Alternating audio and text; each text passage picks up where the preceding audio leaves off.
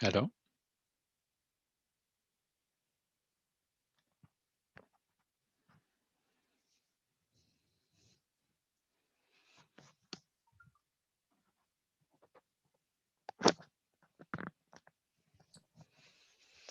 Hey, John. Hello. Just checking my sound. Can you guys hear me? Yeah, can hear you loud and That's clear. great. Thanks very much. No problem. Hi, John. You're on mute, John. I'm on mute. Thank you very much. How are you doing, John? Living the dream. Yeah. I saw you speaking yesterday in the door. I was very impressed with you. Oh, well, thanks very much. I'm very humbled you're saying that. uh, he's interesting. It is. Yeah. I suppose the amendment stage is what's going to make it interesting, really. Exactly. Yeah. Exactly. You're only shooting your ball across the bow, really, at this stage. Yeah. How soon would it go to the climate committee now for amendments? I'd say he'd want to get it through quite quickly now. Yeah. Hasn't finished the debate yet. I don't think. Sure, it hasn't. No. Hi everyone. It's recording, just to let you know. Probably come in next week, I'd say. Okay. Again, and then it'll go to committee. Yeah. That'll be very interesting. Do you guys hear me? Yep. Oh, that's good. Hi, Rachel. Hi there. How are you? Hello there, Barry. First time I've met you, even though I texted you or Facebooked you or whatever. Yeah. Whatever way it got through. These diverse means of communication. Exactly. Good to see you face to face anyway. Vice versa. So how does this work now, Sophie? It's a webinar, a Zoom webinar, and then it'll be live streamed on YouTube, I believe. And so, yeah, and we are recording as well. Okay. And then so 200 people have signed up. Oh, very good. Yeah. And can they ask questions and all that? As only through there'll be sorry about that. There'll be a Q&A at the end, half an hour. Okay. Yeah, half an hour Q&A. Okay, so it's now 7. And how many speakers are there? Let's see. I think it's about 8. Oh, right.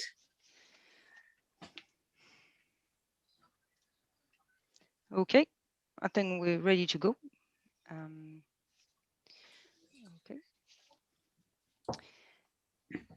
Good evening, everyone. And first of all, happy Earth Day to everyone on this planet.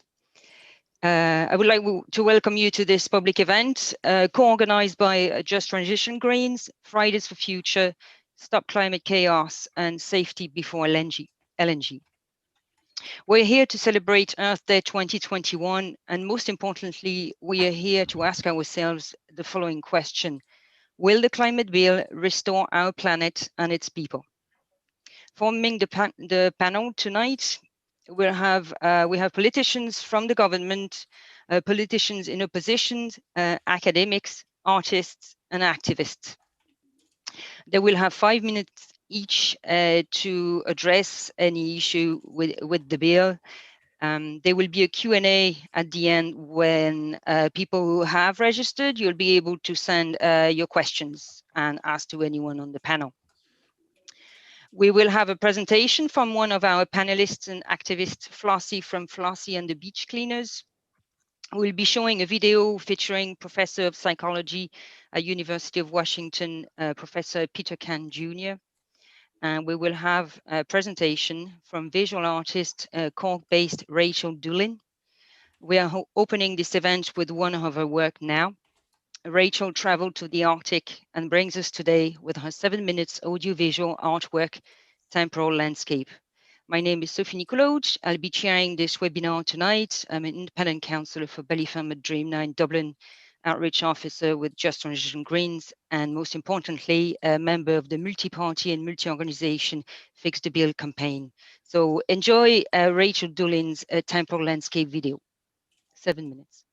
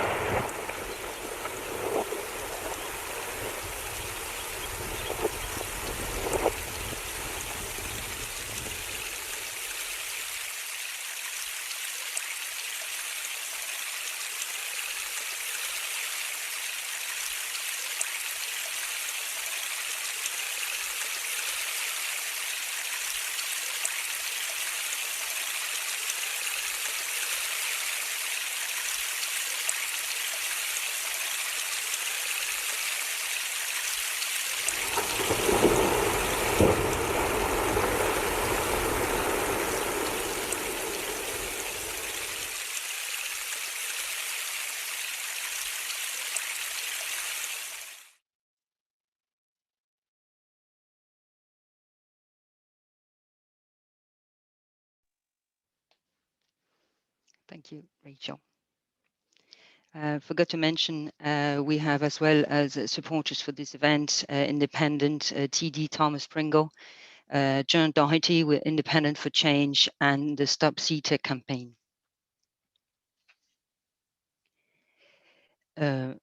Fortunately, the Fianna Fáil TD and Vice Chair of the Joint Oireachtas Committee on Climate Action has sent his apologies, but has sent us a video, and Eamon Ryan will be late as well, but will be there. So we'll have now the video from Vice Chair of the Joint Oireachtas Committee on Climate Action, Christopher O'Sullivan. Thank you.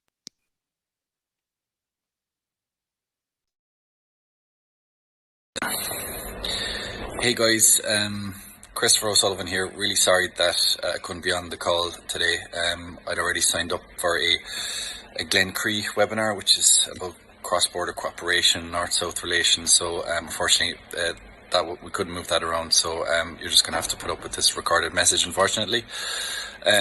Just want to say, look, it's great that we're discussing this bill. I just want to give big thanks to the other Joint Oireachtas Committee members who, we did put a lot of work and a lot of hours into this, in public session and private session, listening to witnesses, questioning witnesses, and trying to strengthen the bill. And look, I genuinely do feel that we achieved that. The bill that is being discussed in the Dáil at the moment is far stronger than the original draft of the bill. So, that has to go down to the fellow Oireachtas Committee members, chaired by Deputy Brian Lennon. But, cross-party, I mean this, if other Joint Oireachtas Committees worked in the same kind of cooperation and cohesion as we did, we all seem to get on, very like-minded members, and I think the result of that is seen in the bill. So just a shout out to the fellow Joint Oireachtas Committee members. Just in relation to the bill itself, look, some people will say it doesn't go far enough. Appreciate those comments. Some people will say it's going much too far in terms of the targets, and it is difficult to get the correct balance. But I'm delighted that after the work of the committee that we managed to include that interim target of 51% reduction in emissions by 2030. I think that is absolutely key.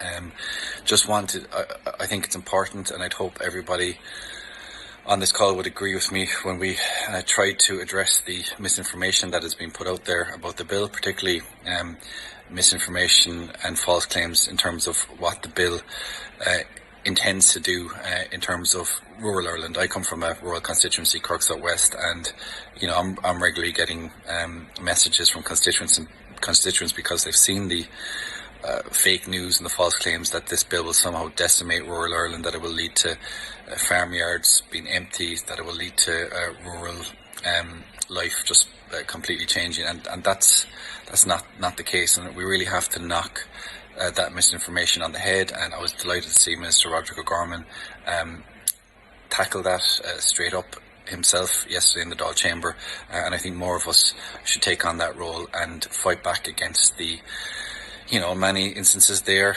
climate change deniers. They don't believe it's a thing, or maybe they do, but they don't believe that Ireland has any role to play in achieving climate change goals, emissions targets, or taking part in climate action. So that's just a message I want to get across as well.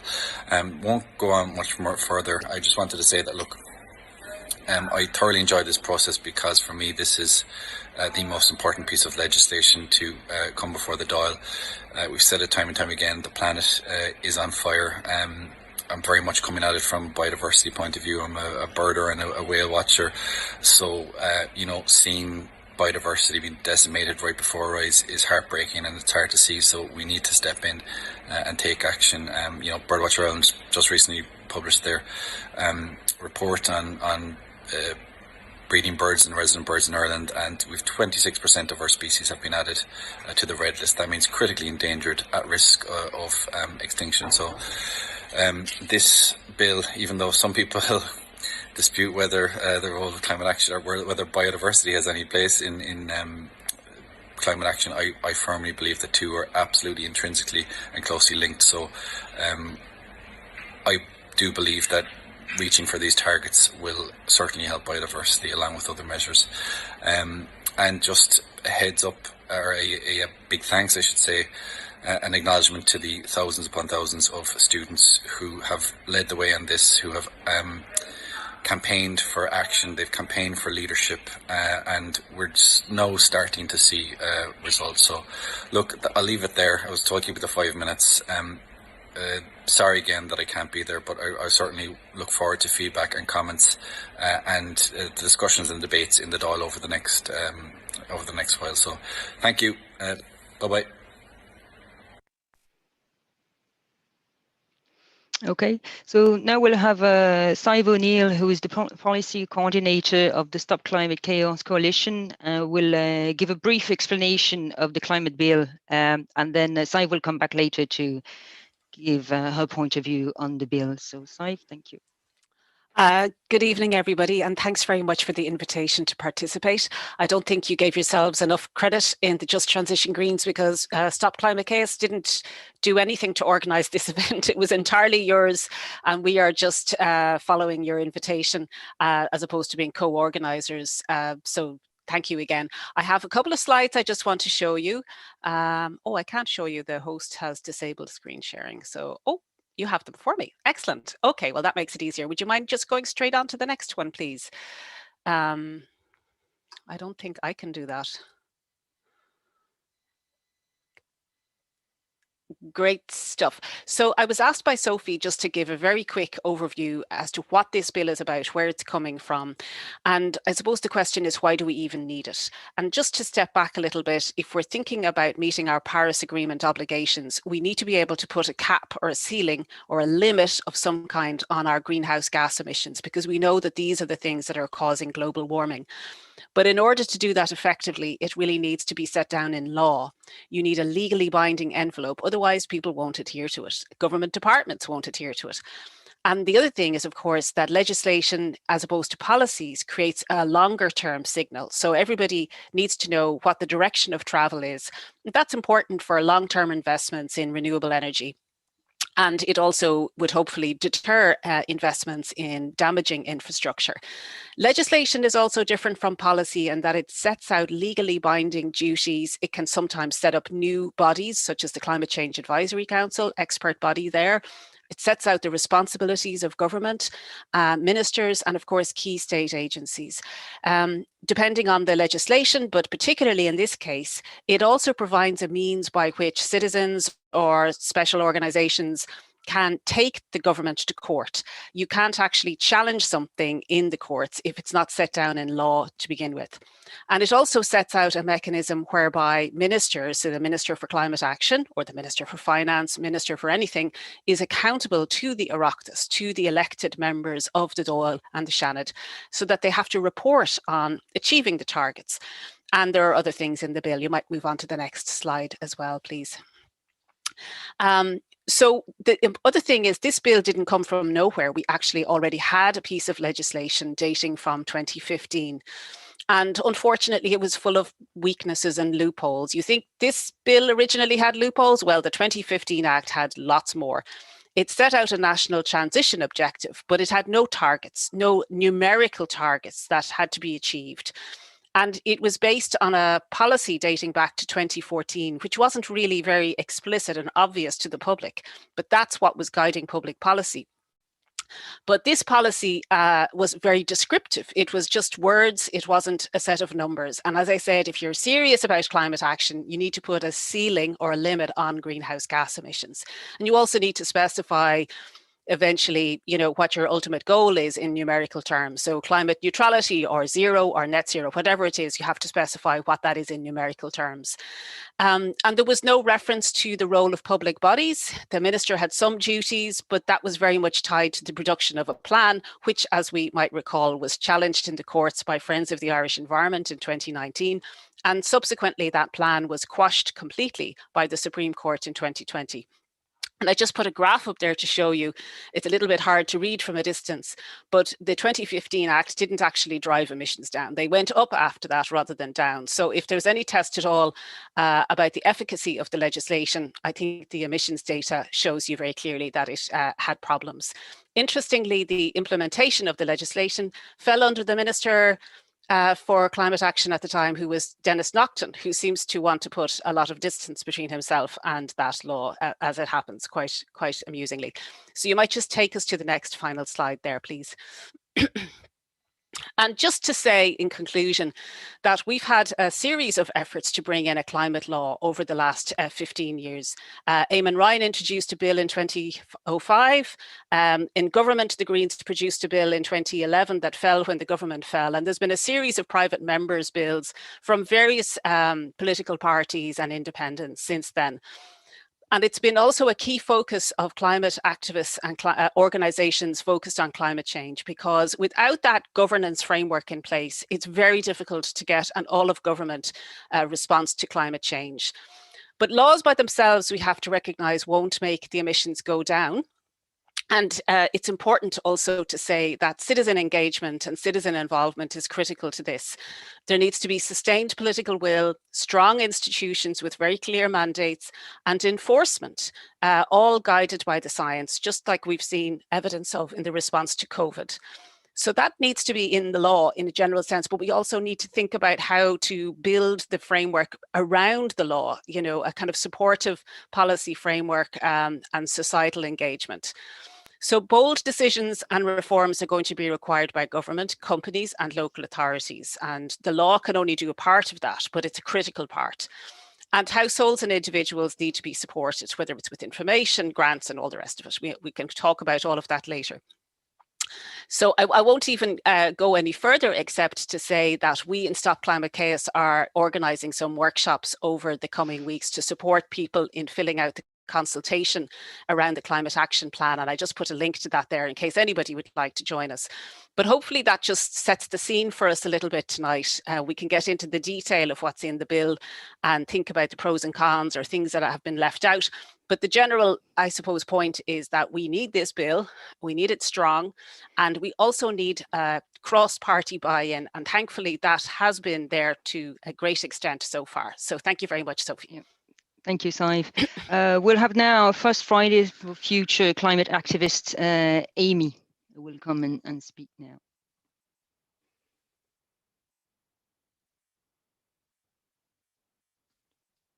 Amy.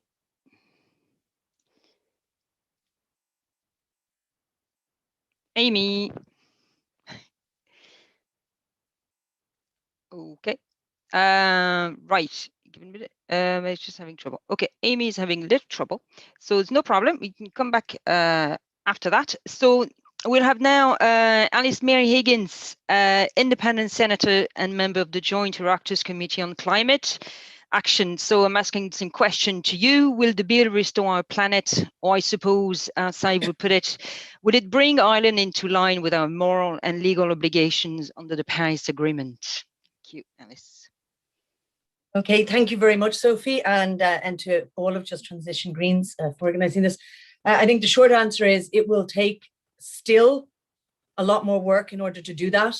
And I think we are still in the process of work, and changes will still need to happen to the bill as it moves through the Oireachtas. We're losing you a bit, Alice. You're breaking up, Alice. Alice Mary. Sorry, you're breaking up. The original bill, as was said, was extremely weak. Maybe even 100 hours of. Okay, do you want to go to somebody else? No, that's fine now. Yeah, that's fine now. Okay. You go ahead. Yeah. So we put in, many hours of work, 28 recommendations. Which were how the bill might be improved. And, just to acknowledge what Christopher said, there was really good cooperation. And there were people, Christopher and Jennifer Whitmore would have championed biodiversity, for example, and, Lynn Boylan championed other issues, Breach Smith. There really was strong engagement by everybody. However, I think it's really important to be clear that a number of the recommendations made by the Joint Oireachtas Committee are not reflected in the bill as published. And I'm going to talk about just a few of them, but there are gaps which were identified by the committee which have not been addressed in the legislation. And we also have a couple of points where the climate bill as published has added some new dangers and some new concerns. One that I'm going to highlight is the limitation of liability.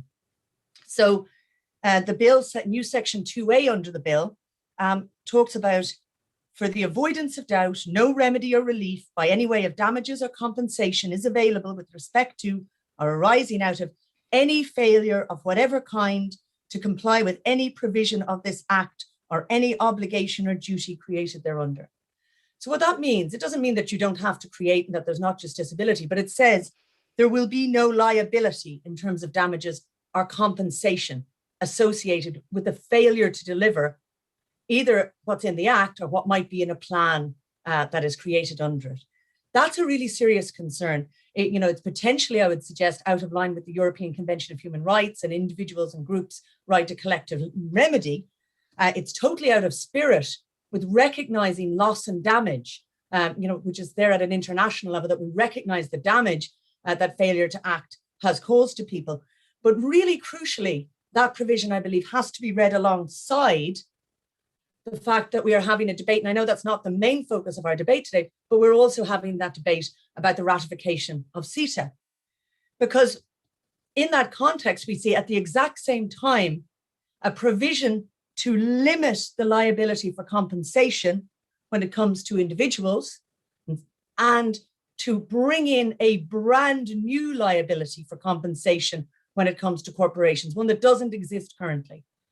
And if we look to that context, in the wider context, we know there's so much successful environmental litigation happening at the moment, and a lot of it has helped drive the raising of standards in this bill. But we're looking at a loading of the scales where potentially action could come with a very high price tag, and inaction will not come with that same kind of price tag. So for me, that's a really key concern. It needs to be addressed. And, it also has to be looked at alongside the things that the government are going to have regard to in performance of their functions, some of which include the need to deliver the best value for money consistent with sustainable management of the public finances, the attractiveness of the state for investment, and the long-term competitiveness of the economy. So we really need to make sure that we are not creating, I think Sive is right, there's an environment around this legislation and around the policy, but that we don't weaken environmental actors in that environment and in that future pressure. Another key point, so as far as practicable, recognize some of the weak language in the bill and the previous bill has been removed, but as far as practicable is a concern in how it's used in a number of places. And one place where it particularly concerns me is, I think it's 6B13, where they talk about as far as, a minister of the government shall be, as far as practicable, perform his functions in a manner consistent with the carbon budget.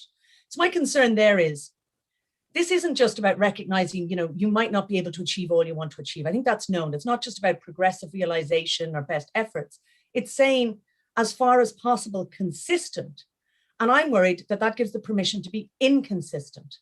So not simply that you may not, reach your full goal, but that also you could potentially take a backward step. I think that's to be addressed. And just a legal point, and there's other better legal experts on this call. I know they'll talk to it, but the LNG ruling in relation to the fact that if the government are not named as a relevant party, they may not be held accountable. That's clearly going to have to be addressed in the bill. I mean, I expect that the government will recognize that and address it. It is absolutely crucial that we would make sure that, it's very clear that if you just say minister, that does not constitute enough pressure to make sure the government as a whole are accountable. So that's a technical issue that will have to be addressed right across the bill.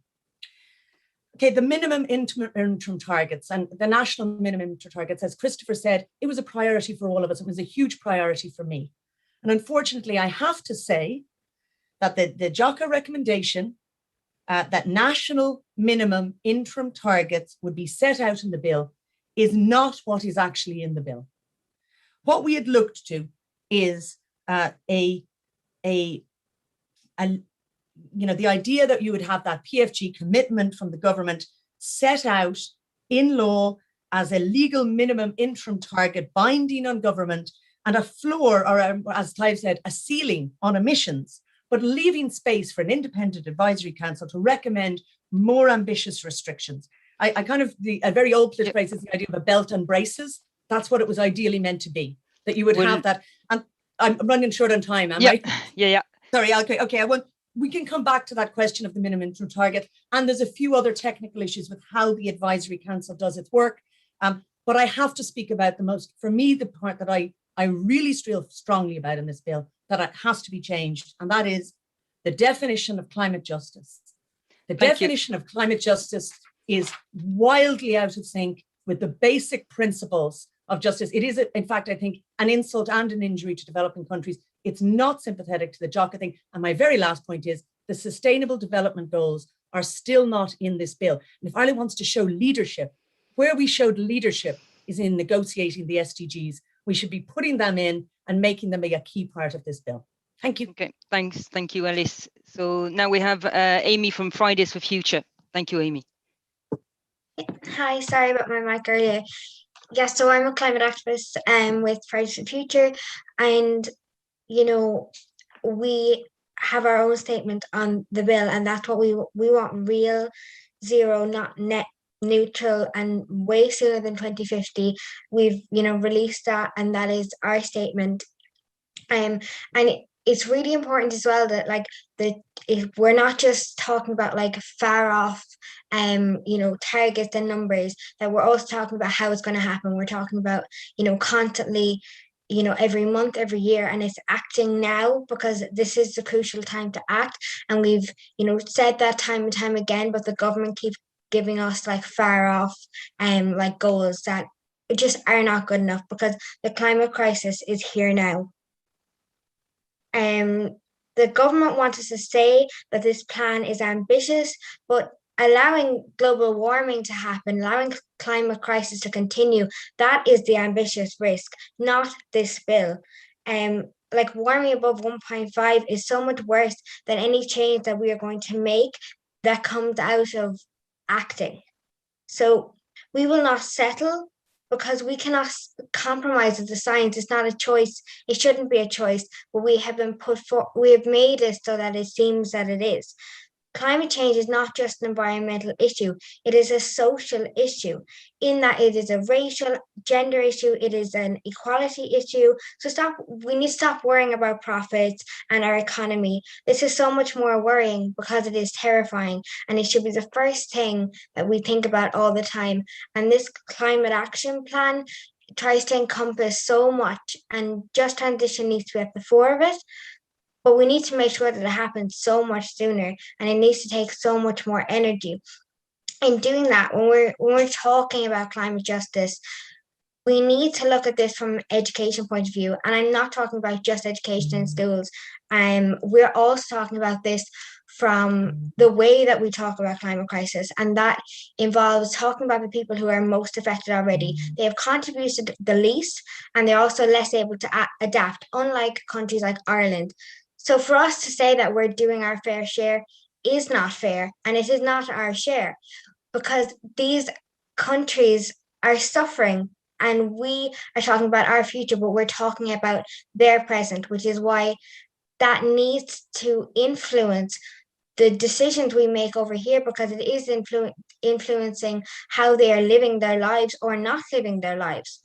And then I want to keep this really short, because I know what I want to say, and this is what I want to say, but I want to end on climate justice is what we need. And this bill does not account for climate justice. And for anyone who doesn't realize, I think climate justice can often come into different connotations. But for me, climate justice means that, first of all, we act on the climate crisis, because allowing climate change to happen is not at all just.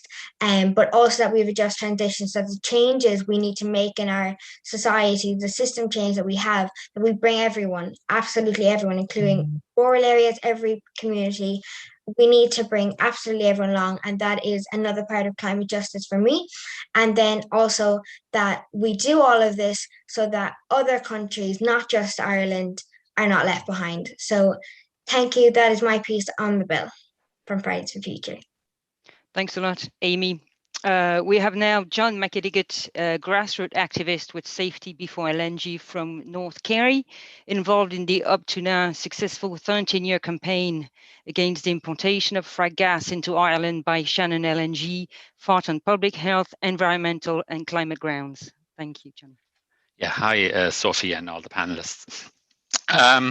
Just listening to Sive there and Alice Mary, it already just came up to my mind that really we're talking about a contract in the climate bill. So it's a contract between the governed and the people who govern and the people who are governed. And already we see that there's an issue about the obligations on the government to be able to be challenged, whether it is with CETA, the price of action in action, you know, all those issues that the other two speakers already brought up. And I was just very interested to know that even that's actually even people are aware of that even at this early stage. Now, for us, really, that the whole concept was that there are three things I see wrong with the bill, and you know, you can't say they're going to restore our planet and our people if they're not implemented. Now, the first one was that the loophole where the government has also to be accountable, and you can take them to court and able to challenge them. And you know, that's just not theoretical. It's because they use the loophole of Section 15 of the Climate Bill to argue against, to argue that Shannon LNG was allowed to be put on this project of common interests, that put them in the overriding public interest, that they have to get priority in planning in Ireland. You know, in spite of the fact they'd promised to take them off the list in 2021, the way to take them off was to refer to the European Court of Justice, but they use a loophole where the government could make any of those decisions without looking at any of the emissions, even the emissions in the state, in the narrow terms of Section 15. That's very serious. So that's not theoretical. And you know, the government went on afterwards then to present a new climate bill with that same loophole. Now, the second issue is the non-territorial emissions and full life cycle impacts. And it's very clear, you know, in our project with the frack gas import project, you might think when you're looking at it that it's only just one. Why is it just this one project that's annoying everyone so much? But Robert Howard spoke at the Climate Committee nearly 2 years ago, and he clearly outlined how we're going to go past the 2 degrees in the next 20 or 30 years if we don't reduce methane.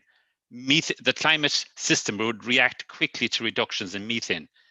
Okay, so, and he was talking within the 20 to 30 year time limit. So we know that anything that's going to be increasing the amount of production of methane in the world is going to be a problem. But what he did say then was that his latest research in 2019 said that 1/3 of the total increase in methane emissions worldwide, globally, over the previous decade, 1/3 of that was coming from fracking in America, which was an amazing concept. It was a super emitter of methane. So he pointed out very clearly that if you imported frack gas from America, it would have a global, it would have a global carbon equivalent footprint 44% greater than importing the coal for the Money Point power station. And you'd say, what's that got to do with Ireland? And the problem is that everything in the climate bill is only about the emissions produced in the economy, our carbon budget within the economy. So you might talk about cows and methane from the cows and the percentage of methane produced by animals in Ireland because we're an agricultural society.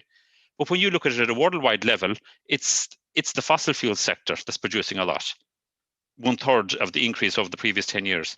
So for us, the concept was, if you're measuring your climate impact in your decisions, your big energy decisions in the state, if you're only considering what you have within the state, it means that you would have to encourage frack gas imports into Ireland to the detriment of coal production, even though it would have a higher, a more damaging impact on climate. So that's a real problem that we're seeing, is that we're not really saying about the climate impacts, we're saying our climate budget in the economy, what we produce and what we produce in the state. So that's kind of creating an emissions haven, where it's like a tax haven. Now it's become an emissions haven. We're offshoring everything so that we look good on paper. You know, we're very good at that. And the third thing is that there has to be, when they allowed Shannon LNG to stay on the 4th PCI list, Richard Bruton, even after Howard spoke on the climate committee, Richard Bruton then still allowed it to be put on that 4th PCI list in Europe. And then Eamon Ryan, the head of the Green Party, had challenged it in the court. And what you realize is that the government caved in to the fossil fuel sector. That is the extreme power of the fossil fuel sector. And that they had even this policy that was agreed 10 months ago in the programme for government, that they were going to, this government programme for government clearly said they did not support the importation of frack gas, and that they would develop a policy statement to establish that approach. And 10 months later, they still haven't done it. So that's why we need the legal certainty. Thank you. We just need the legal certainty in the climate bill, because even green governments or green ministers can't, they're caving into the climate sector, to the fossil fuel sector, and that's what needs to be dealt with. Thank you. Yeah, thank you, John. We have now a climate activist, Flossie, from Flossie and the Beach Cleaners, and she's going to give us a presentation of her actions to protect the environment. So, Flossie, thank you. Hi. So hi, my name's Flossie, and I'm a 14-year-old climate activist. I've been cleaning beaches with my mum since I was about 9. And then in 2019, we started up a charity called Flossie and the Beach Cleaners, because I've always found it's horrible that we've created all this rubbish and yet it ends up in the sea and our marine life has to suffer for it.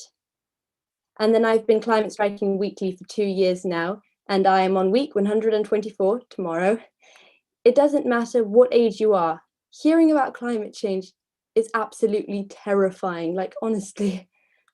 That's why you need to be able to take a breath and remember, curling up in a ball won't solve anything, and to take a deep breath and find a way to help in your own way is how we can solve it. My favorite quote from Mary Robinson is, "Hope energizes, fear paralyzes," because it really is true. You can't do anything if you're absolutely going mentally insane with the fear of climate change. This year we have been hit by COVID-19, which has made us change our everyday life. And though it's been really hard on so many of us, like all of us at different points, it has done wonders for the environment. I mean, it hasn't done lots, but the world has been on pause, and that has helped us a tiny bit. COVID and climate change, though, are really similar. COVID-19, though, is being treated like a crisis, and therefore everyone has put their lives on hold and made the changes we've had to keep everyone safe. And that is really amazing, to be honest. It really fills my heart with joy to think that everyone has made a change because of COVID. So if climate change is treated like a crisis, like COVID's being, I know the world will make a change so we can have a future. Thank God this year, just recently, the climate bill has gone through, which is absolutely amazing, but it still has a few flaws, to be honest, including the time of it. Like they were saying we're going to cut down 51% by 2050, which is really good, but 2050 is a tiny bit late. We need to find a way to be able to make it a bit faster. We need to make change now, and though it is impossible, we need to find a way. And also that all of you right now are handing the future over to the kids. We're going to be the ones who are inheriting the future, so we need to know what we're talking about here, and we have to understand more about climate change. So that's why I'm also confused why it wasn't in the climate bill about more education in schools. Like the amount of kids who've joined me on Beach Cleans to say they're really terrified about climate change because all they've heard about is just how doom and gloom, we're gonna die, instead of how we can fix it and we need to work together and find a way to solve this. it should have been included in the bill that education is important because we are going to be taking the future soon. The climate clock is ticking. If we don't start acting, we will run out of time. COVID has slightly reset our clock, but that's not enough. We can solve this, but we need to start working together and everyone has to be on the same page and change needs to be immediate. So I'm an optimist. I think I got that word right. Which some people can find incredibly annoying. So it's all climate activists have their own different ways. You can either be more angry and that's how you approach it, or you can be more like happy and try find a way how we can solve this. Because I think we should all be happy about, well, no, sorry, not happy, but we should be try to get the word across in a more positive way so we can actually start making changes in a positive way instead of just being angry and scared. So I think everyone should try find a way we can solve this in your own way. So I live by the sea, I clean the beaches, doesn't do much for the environment, but sorry, it does do a bit, but like, you know, it's not the most. And then I climate strike because I know that gets the word out. And then other than us all working together as a team, we need to start listening to all the science facts. Like scientists know the answers, they have for many years. We just don't always listen. We can do this. I know we can. Happy Earth Day. Yeah, thanks a lot. Thanks a lot, Flossie. I believe Eamon is probably not around, so we will go to TD Joan Collins, Independence for Change. Please, Joan, thank you. Thanks very much, Sophie, and thanks for Just Transition Greens for organising this. Just to say, I'm with the Right to Change Party, not the Independence for Change.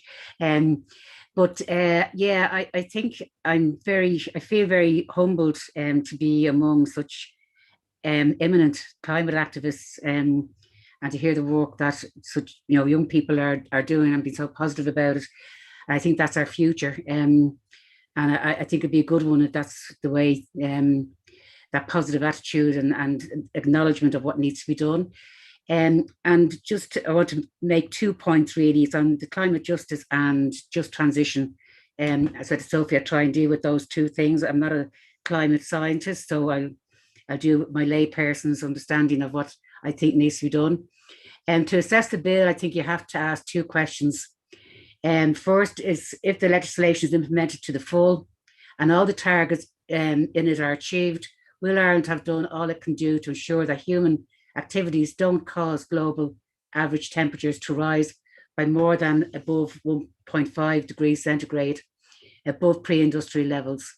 And second, does the legislation show a clear commitment to climate justice so that those individuals, corporations and societies that have contributed most to the problem of global warming must contribute more to its solution? And for this bill, the answer in both questions, I think, is no, and we still have a lot of work to do in relation to it. The bill now before the Dáil falls a long way short of what is actually required. And the biggest problem is, but not the only one, is the climate justice aspect of it. It is in the bill this time, but it's not strong enough, not halfway, not even quarter way strong enough.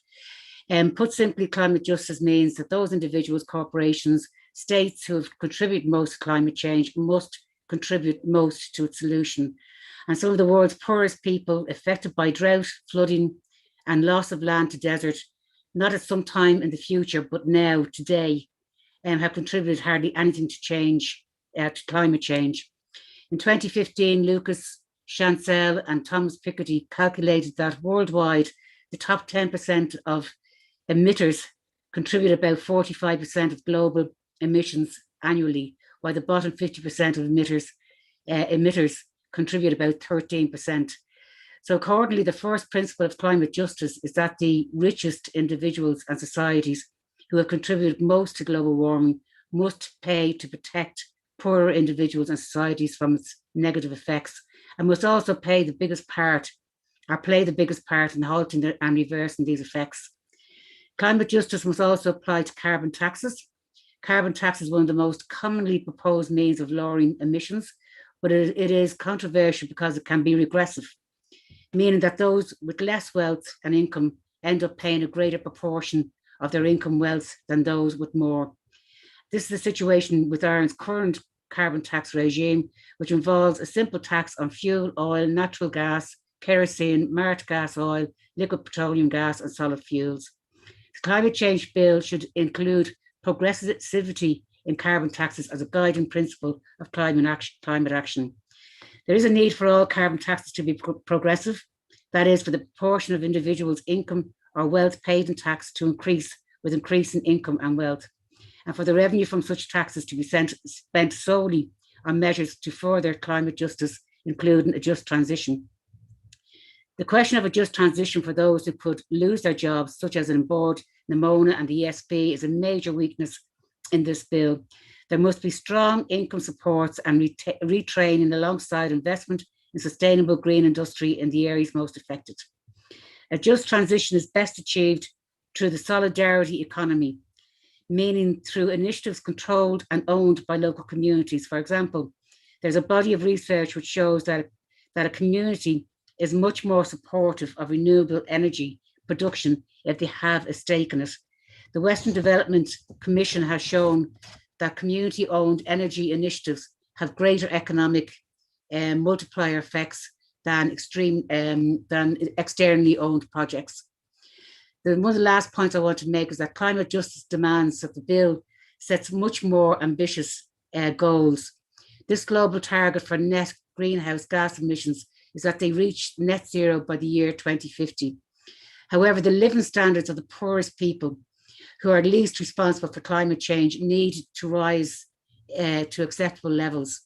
This means to me that the poorest countries should be allowed to increase their emissions for some time after the richest nations.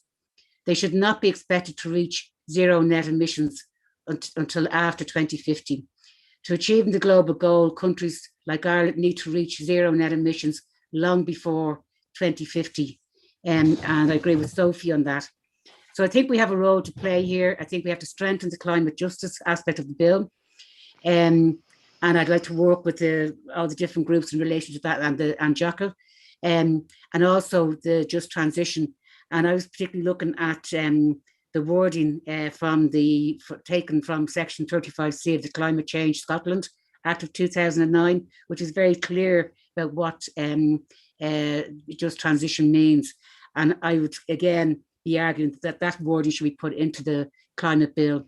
Thank you, John. And I'd like to finish it at that, and just to say thanks to Jaco for pushing this on the agenda and all the witnesses that went in last year, because the bill that we had got was so loose, and this is a bit better, but it's still got a lot more work on it to do. Thank you. Thank you, John Collins, TD with the right to change. I think Eamon's here, so Eamon Ryan, Minister, will quickly go to you, Eamon. Hi, Eamon. The question to you: will the bill restore our planet, or I suppose, as Sai would put it, will it bring Ireland into line with our moral and legal obligations under the Paris Agreement? And you have 5 minutes. Thank you. Sophie, thank you. And apologies, I'm late. I explained to Oliver that I was going to be late because I was at that US event and it ran late, so apologies about that. And I'm sorry I didn't hear some of the earlier. I just got the tail end of what Joan was saying there, who I heard as well speak in the Dáil eloquently yesterday. Will it, to answer your question? Not on its own, it won't. We need the whole world to do this. Every place matters, every person matters. Is it enough? I've heard Kevin, and I heard Kevin Anderson, and I've heard Barry McMullen, who I see is on the call here, who very articulately make the case that it may not be sufficient. We may cross a tipping point, and that we'll only know many years after it's already been crossed. And so nothing is certain, it's all probabilities. But in terms of getting global cooperation, for a country like Ireland, it has to be at least 50% reduction this decade and not carbon neutral by 2050. That's clear. For those who say, and I respect a lot of people I've heard saying this, oh, well, we could do it by 2030, 100% neutrality. I don't see how it's physically possible, is my honest response, having worked on this a lot over the years, just the scale of the transition will be required. Certainly not if one wants to achieve the objective that I think George Monbiot set in his book Heat many years ago, that we want to retain our civilized society and the quality of life, I suppose that means for the majority of our people. I think it will transform our society for the better. It isn't just for climate reasons we will do this transition.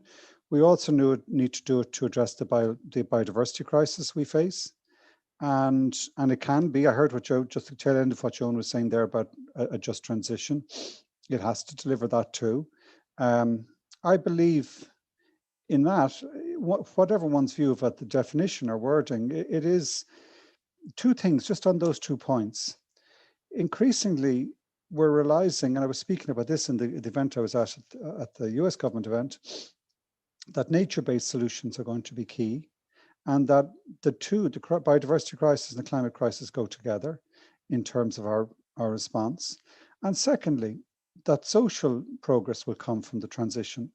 And I suppose I say that because I would have started my time in political campaigning as a transport campaigner, and always had clear sense that the current car-based dominated transport system in its individualized way, which disadvantages those who cannot afford a car and disadvantages those who suffer from the air pollution or the loss of public realm, particularly if they don't own a car. It is in that transition, which will be part of the move to zero carbon, it will be socially beneficial.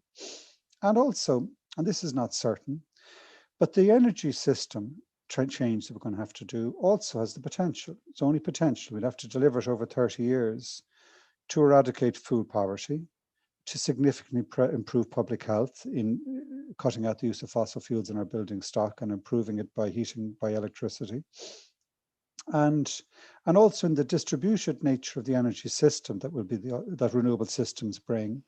2 minutes. The potential, thank you, Sophie, the potential to have a different economic structure, because that hierarchical centralized aspect of energy system, of the current energy system, will change. Now, there will be still very large, like the big offshore wind projects are going to be hugely,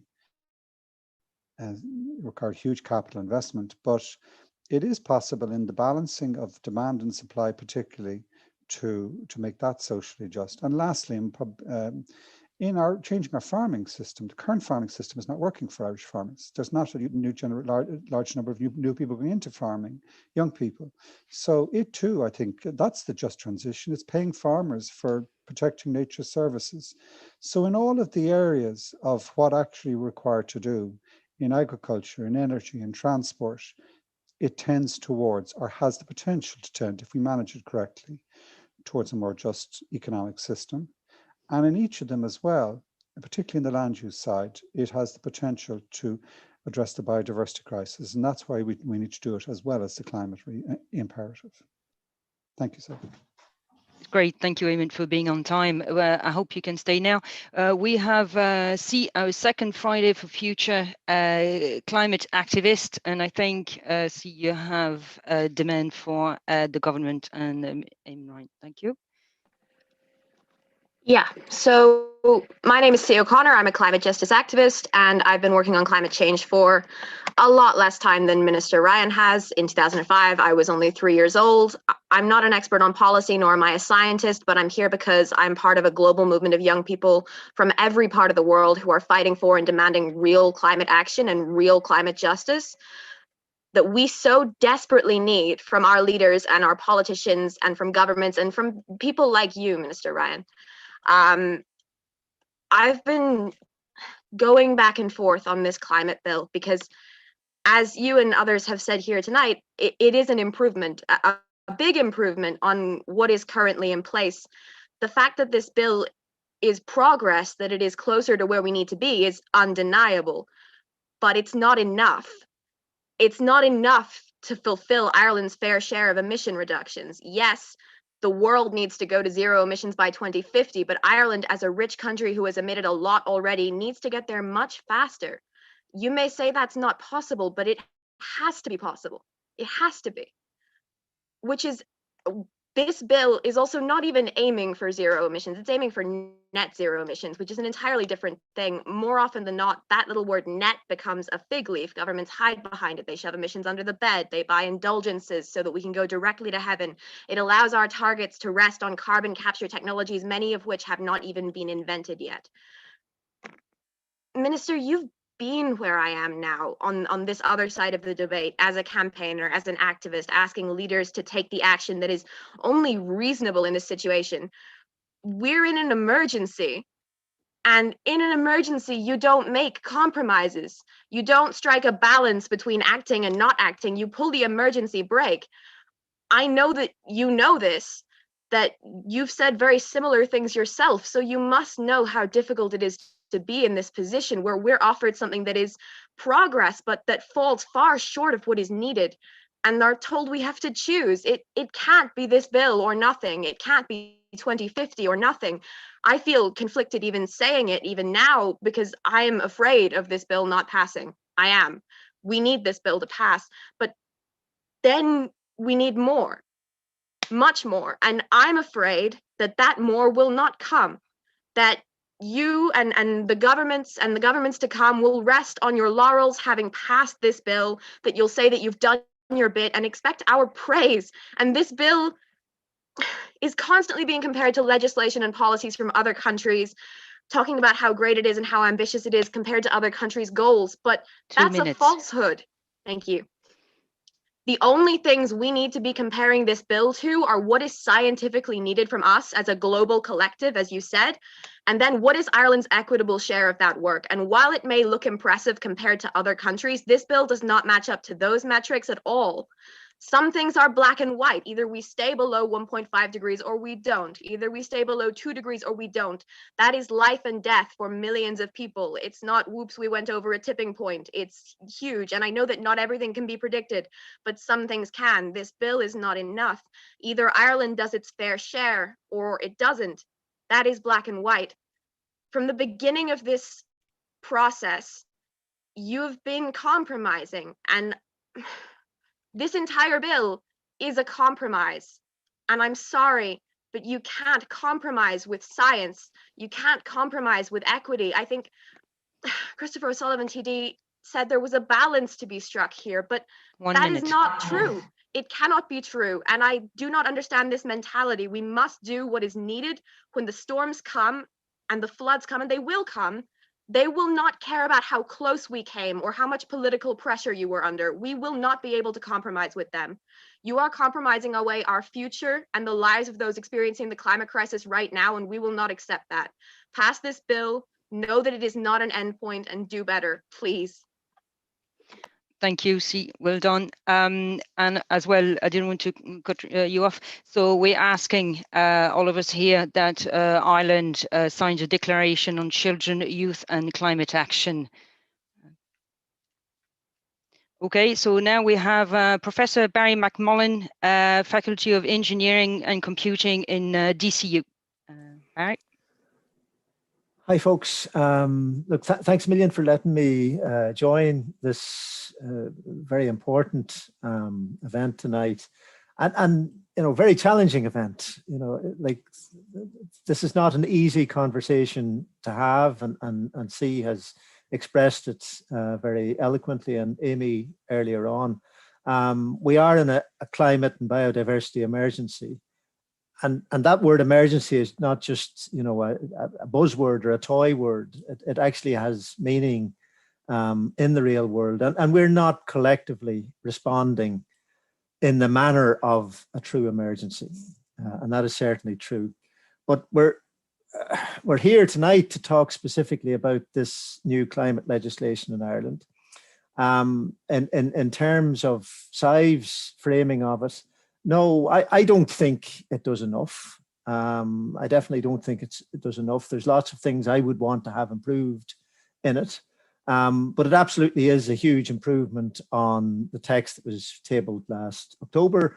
And it represents a very strong improvement in the current state of climate legislation in Ireland. And I absolutely want to see it passed. And I want to see it passed as soon as possible. And even if it's not possible to make any improvements on it before it's passed, I think it is important to have it passed And then, as C emphasised, those of us who don't consider that it's enough have to keep on campaigning and supporting those politicians and supporting wider society who are starting to understand, still don't really understand, but starting to understand, to go further. Okay, so this act in and of itself is only the beginning, not the end of this story. There are great things in the act. I particularly favour the introduction of this rolling carbon budget programme with a 15-year horizon, but 5-year carbon budgets that are somewhat binding on governments. They certainly have to explain if they don't work within these carbon budgets, or if they don't deliver on them.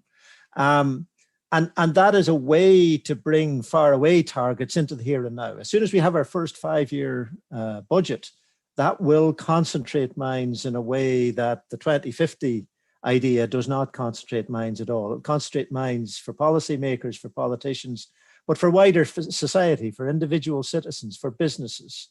So that framework is really, really important to get over the line. The framework still needs to be improved. There are things that aren't perfect in that framework. But again, getting that framework in place and operational is really important. And the sooner we get that done, the better. I have, and some of you are aware, Minister Ryan is definitely aware, together with colleagues John Sweeney and Dr. Andrew Jackson, John, Emeritus Professor from Maynooth, and Andrew Jackson from the Sutherland School of Law and UCD.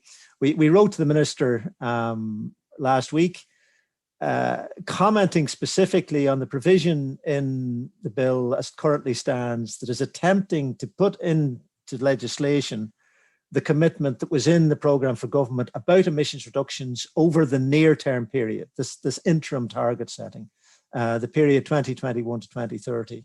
And I have to emphasise, in the programme for government, there was not a commitment to put that on a statutory basis. And I think it's a tribute to the party leaders and to JOCA that there is now a willingness to put that on a statutory basis. And that's a really big improvement.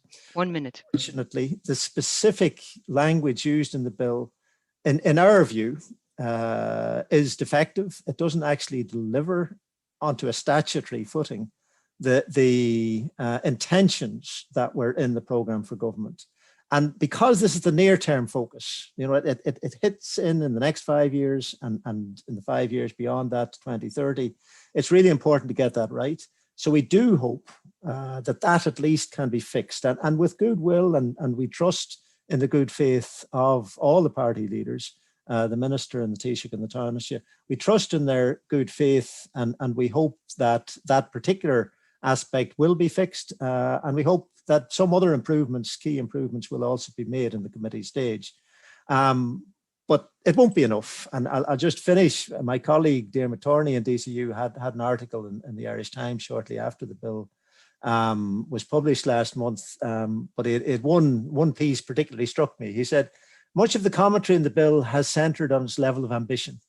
Some view it as not doing enough, others that it sets extremely challenging targets that may not be achievable. It's perfectly possible to hold both of these views at once, that the bill is both very challenging and not enough, and count me in that category. But we have to at least do what is in this bill, and we have to push to do more as quickly as possible and as strongly as possible. I'll stop there. Thanks very much. Thank you, Barry. And now we'll go to Sive back from the Policy Officer with Stop Climate Chaos. Thanks very much, Sophie. I feel very fortunate to have two goes at this. I feel especially well treated, so thank you. I decided and I suggested to Sophie that I just pick up some loose ends. So I'm not going to focus on the things that other people have already mentioned. So please don't interpret my lack of attention to them as somehow endorsing weak provisions in the bill. That's not the case. So I'm going to talk very quickly about agriculture, data centres and offshore mitigation.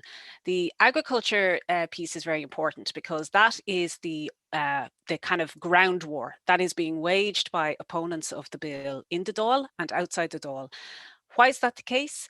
Well, agriculture has been pretty much exempt from a lot of regulation in regards to greenhouse gas emissions. And now the greenhouse gas regulations have been poor all around, but certainly the power generation sector has stepped up, energy efficiency, renewable energy. A lot of things have been kicking in the last decade, but that has not been the case in the agricultural sector. We are in breach of our ammonia limits. We're in contributing to water pollution in areas where there's been a lot of intensification of farming. And we're obviously seeing methane and nitrous oxide emissions increase from the agricultural sector. Our herd is very large in Ireland, and it seems to be very difficult to talk about this without getting people very upset. So there's nothing specifically in the bill targeting agriculture, or there's nothing specifically in the bill that suggests you have to interpret the 51% target as requiring a 50% cut in the herd. That's just a nonsense. The special role of agriculture is acknowledged in the bill, but to be honest, it's not a very strong provision, and I wouldn't be concerned about that in a legal sense. But what does matter is that agriculture contributes 35% of Ireland's greenhouse gas emissions. We have no hope of achieving even the inadequate, unchallenging 51% target for 2030 without a very serious contribution by agriculture. And there's a few myths that keep coming up, both from people who are engaged in the sector, representatives of an industry that has benefited to a certain extent from light touch regulation, and also from certain independent TDs. Firstly, they say that Irish agriculture is the most efficient in the world. Well, it's not, and it all depends on what you're measuring.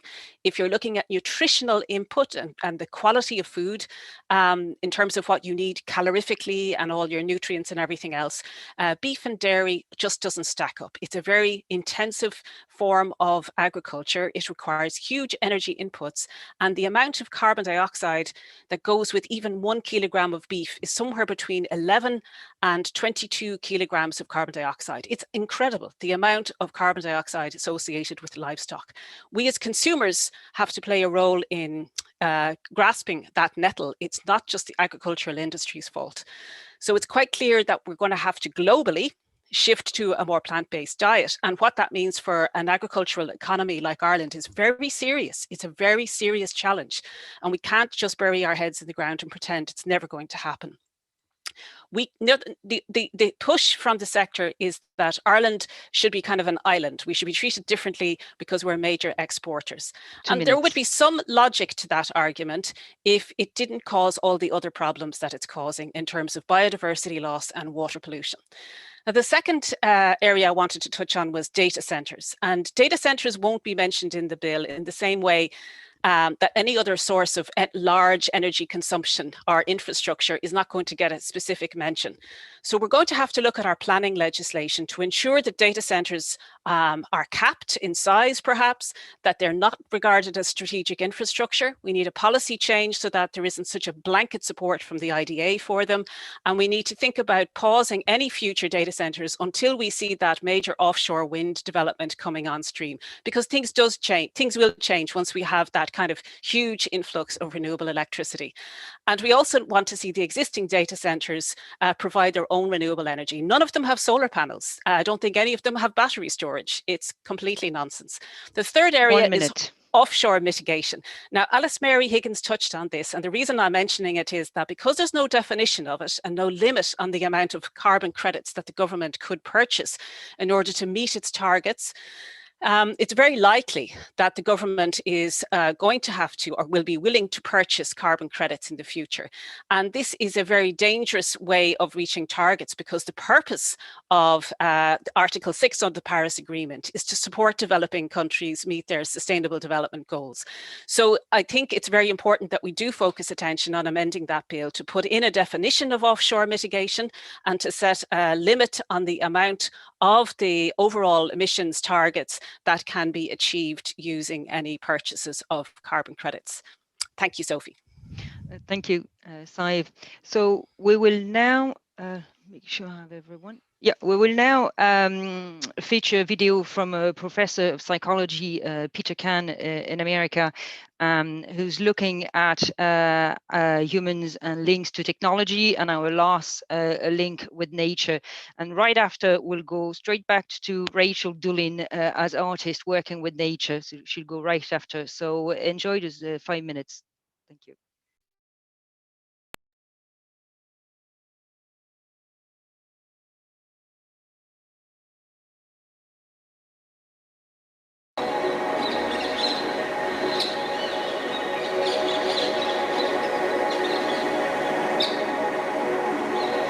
You need a lot of awareness of what your experience is of the world to feel if some of that is being taken away.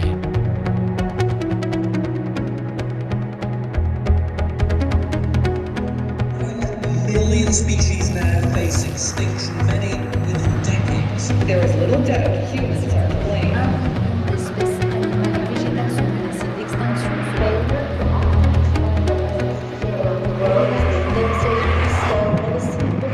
I'm Peter Kahn. I'm a professor of psychology and environmental and forest sciences at the University of Washington. My work is focused at this powerful intersection between our relationship with nature and our relationship with technology. And a lot of things are now at risk of extinction. They often say there's a little doubt. In some sense, we think we are the most advanced culture. We take such pride in the technology and the advancement, but in some other ways, we're more distant from the natural world than any culture has ever been, and potentially also more distant from the human spirit. We're spending an enormous amount of time moving into a distracted world that's a non-natural world that is focusing our attention with that 18-inch gaze. The devices are an escape. The urban environment gets harsher. All of a sudden it's too harsh, but now you got a device and you choose whatever program you want. There are 1,000, there are 10,000 different things you can, there are a million, and whatever the YouTube channels are, there's so much information on our screens. And that's not gonna stay the same. That's gonna get more intense, more immersive. It's gonna radically change. It's gonna change quickly, exponential growth. So here we are with biological processes that have stayed largely the same, mixed with the technological infrastructure that is happening at a pace that our evolution didn't equip us to understand. We're usually aware of the gain because we can feel what the gain is. The question is, what are we losing? If you just look around now, we're struggling. It's insane. We're an insane society. But all of a sudden we normalize it. I mean, if I just laid this out, if you came from another planet and I just laid this out, it's just like, look what we're doing. And you would say, well, this is a sick society. Let's change it. I think this is the crux of the environmental problem, is that you try to help people understand that things need to change, and no one is feeling that the loss is as great as it is. Children are born into a world that's already degraded. But at that point in childhood, they're constructing knowledge, and they are now constructing an understanding of how the world is and what's normal. And what they grow up into, that's normal. Now later, you can educate them and teach them stuff, and all that's great, and they will learn, oh, we live in a polluted city, or there's pollution out there. That's book learning. That's like in the head. It's like, yeah, they learn it, they can answer a question on the test, but they don't really feel it. They don't feel it because the phenomenology of it, the experience of it, they've already got that. And it's very hard-won knowledge then to help someone not only understand, but feel that something has been lost that they didn't have when they were young. Next generation comes along, they look at that, the new normal, oh, there's plenty of wildlife. Those kids, as they get older, will experience exactly what your grandfather experienced. Nature will continue to diminish. And they'll try to explain to the next generation, hey, wake up, because you don't understand. You're losing something so beautiful. And they're gonna say, well, looks, okay to me. This is we got a little mouse here, isn't this great? If we continue to destroy the ecosystem, we will actually be pushing out so many of the amazing species, the magnitude and magnificence of nature. But you grow up in this sick society, you say, well, this is the way things are. This is human nature. This is human existence. Of course, no one will say, well, it's not like I like it, but this is the way things are. And it's not the way things are. It's the way we've made them, and we can change it.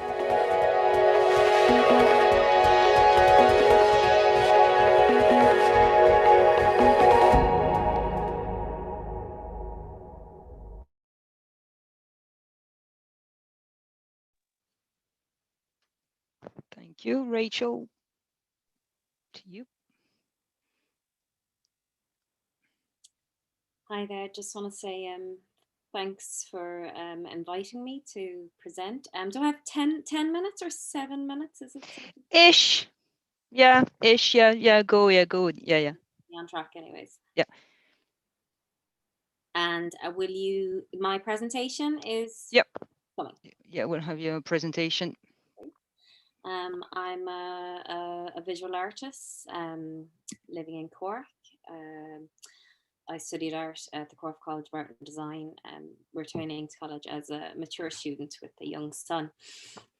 So I'm a professional artist, and as a professional artist, I'm involved in lots of different types of projects, from large scale art commissions, exhibitions, and also I have a participatory arts practice, and I work with many different communities and children and adults.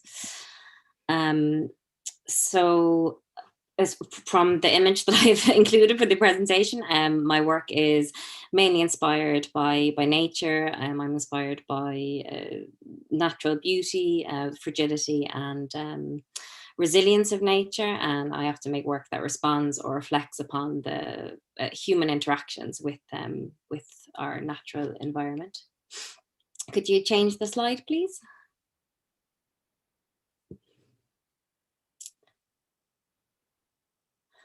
So this particular image here, this is called Temporal Landscapes, and this is actually the video that you saw at the start of the event. And I was invited to exhibit this work at the Solstice Art Centre in Meath in September in an exhibition called New Era, which was artists exploring climate change. So alongside other artists called Siobhan MacDonald, Martina O'Brien, and Maeve O'Connor.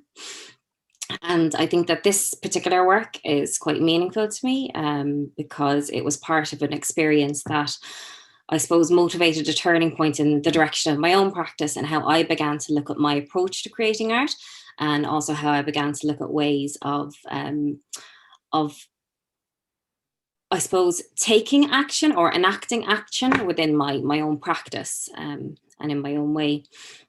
So this particular video was actually made because I went on an artist residency to a place called Svalbard. So it's a group of islands which is approximately 78 degrees north, and it's located halfway between Norway and the North Pole. So it's a very small place, mainly wilderness. It's 60% covered in ice, and there's approximately about 3,000 people living on the islands. And that particular video that you saw was, I suppose, an amalgamation of video footage that I took while I was there from several different glacial locations. And what I was really inspired by and moved by was actually, I don't know if anyone has ever actually been walked on a glacier or been in front of a glacier, but the intensity of the sounds within those spaces. So, you know, glaciers are, continually moving and cracking and booming, and of course calving into the ocean. And then you've got the calved ice, which is also releasing ancient oxygen into the atmosphere, and those sounds are kind of popping and hissing, and it's really intense. And I think that was quite I wasn't expected, I suppose, to be confronted for that, and I also wasn't expected to be confronted with the emotion of that. So this was the first piece that I created based on that experience, and it was really because I wanted to somehow share some of that experience and that emotions that I was feeling when kind of confronted with this incredibly fragile but monumental landscape. And I created, the soundscape is actually created separately from the video. It's created with the original sound, but I also collaborated with a scientist, Oscar Glocki, who was doing research in the area and had gathered underwater sound recordings because he was researching how sound, I suppose, can tell us how fast a glacier is melting. And his sound recordings of the ice melting are embedded also within the video piece. Which, you know, had also a lot of significance for me in creating the piece. Next slide, please. I'm actually going to skip through. Could you go to the next slide, please? Thank you. So this piece also, this is called Life of Mine, referring to the economic viability of an actual coal mine.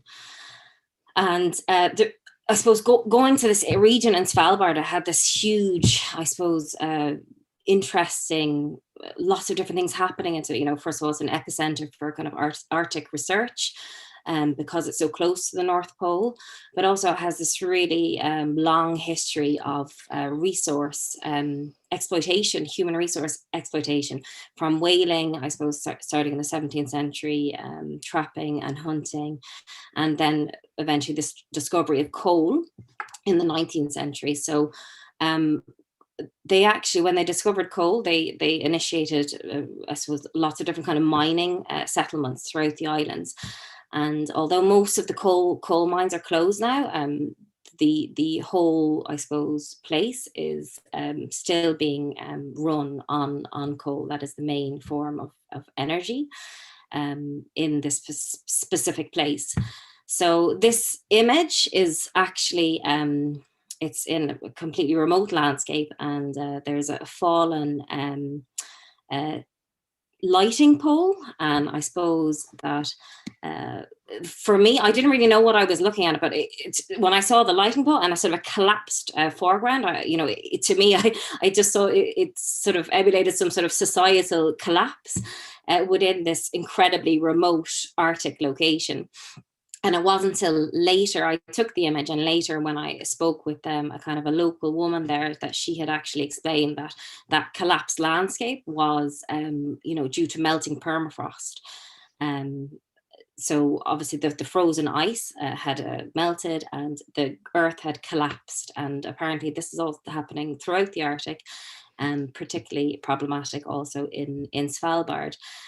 And also then I learned later again that permafrost, melting permafrost also releases methane into the atmosphere, and that accelerates global warming. And this is actually a kind of a conundrum, a cyclical conundrum, which is known as the feedback loop. Could you go to the next slide, please? This is another a kind of a series of sculptures that I created for that specific exhibition as well. I'm going to skip forward, and I can go back to them if we have time. But if you could skip forward to the next, thank you. So this image here, this is if anybody knows it, it's quite a famous the Svalbard Global Seed Vault, and this actually was the reason that I ended up going to Svalbard on this artist residency. I'd actually read an article in 2016 about this vault, which was carved into a permafrost mountain, the plateau mountain in Svalbard, and it houses, I suppose, the world's seed collection within this permafrost mountain. And it's part of a global effort to preserve the genetic diversity of agriculture in the event of a man-made or natural disaster that could potentially threaten our ability to grow food into the future.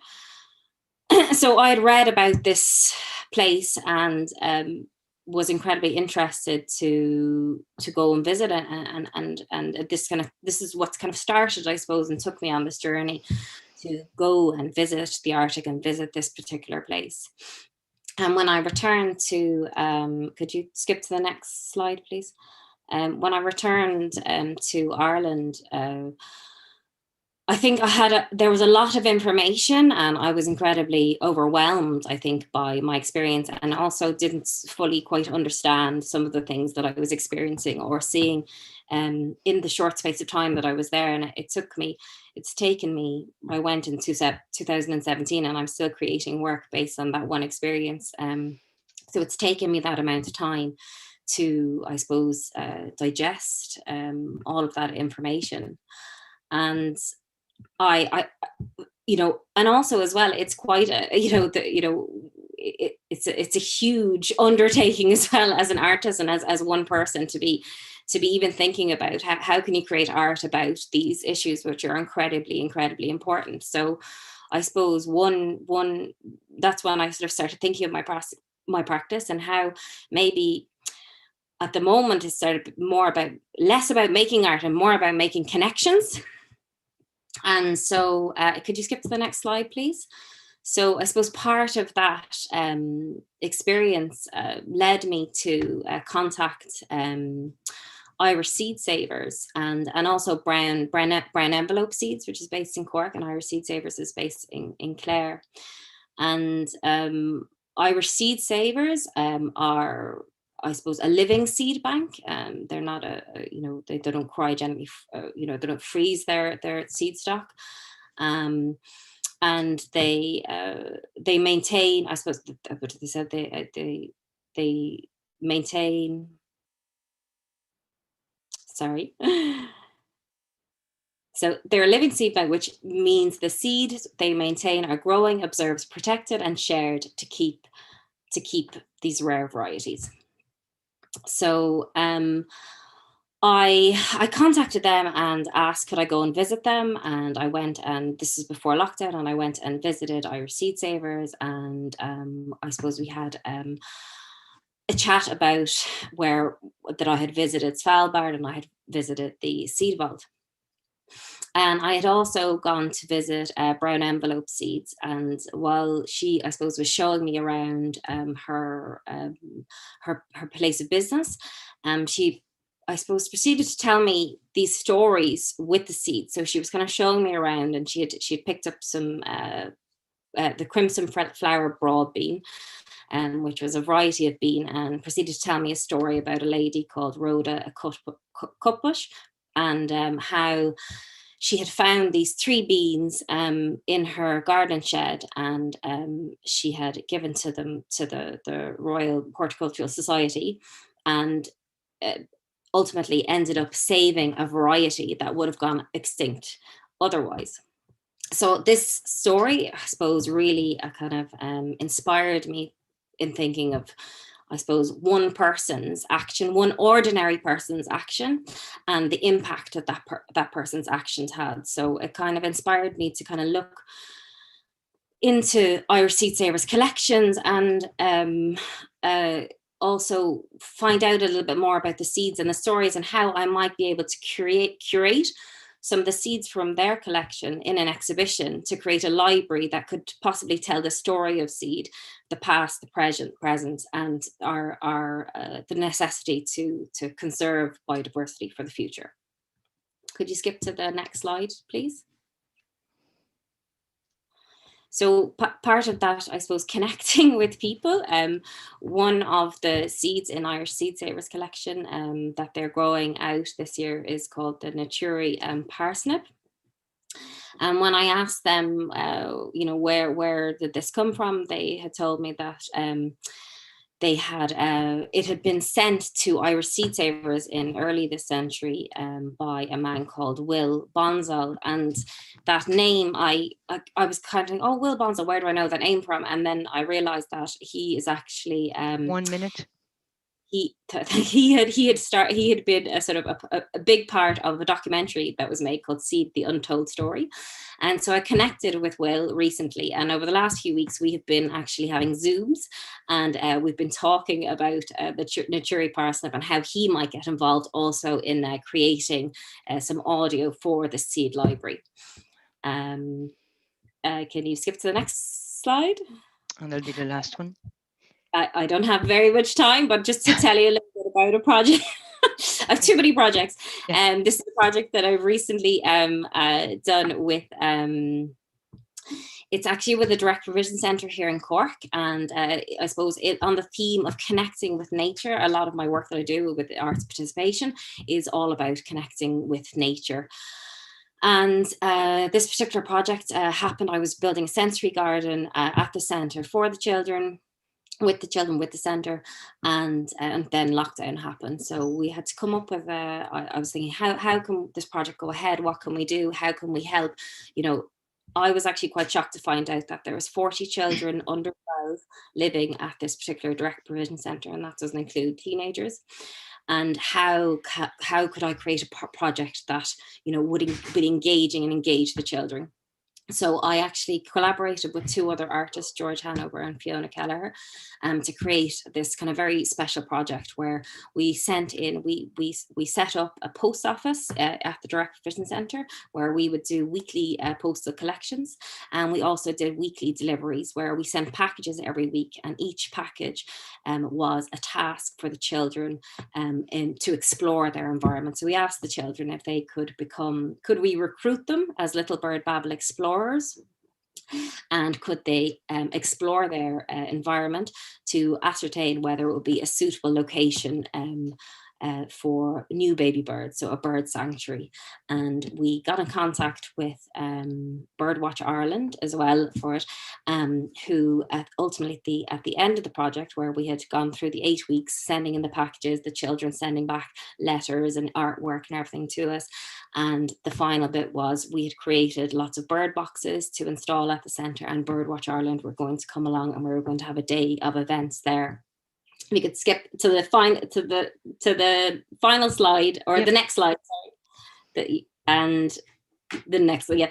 And so this is just one, I suppose, last bit about this project was we also put a call out to people all over Ireland if they would like to get involved in carving a comfort bird for a child in a direct provision centre. And a comfort bird is traditionally a little wooden bird that you would create to give to someone who's going through a rough time.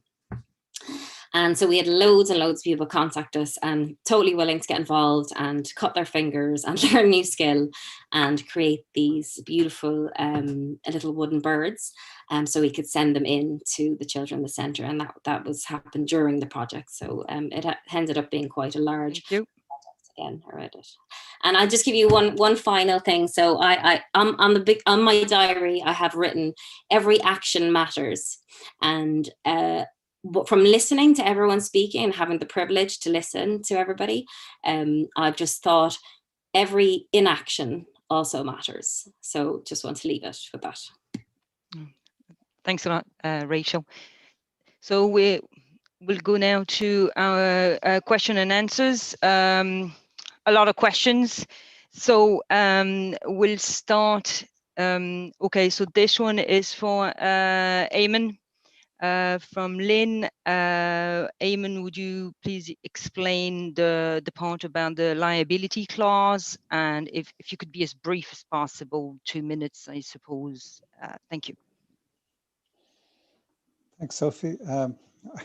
I was very inspired by the video and by the artwork, and I suppose it's hard to go from that to a liability clause. I was thinking a lot of things about particularly the importance of art in this transition. The liability clause in the legislation, I'm presuming, is. Eamon, I'll make it easy. I have another one that it's about farming, so it might be closer to nature where we were, and then we'll go back to the liability clause. Is limited liability clause, I think, is what it actually is. it was a liability clause in the, or the other one was about how do we prepare the farmers.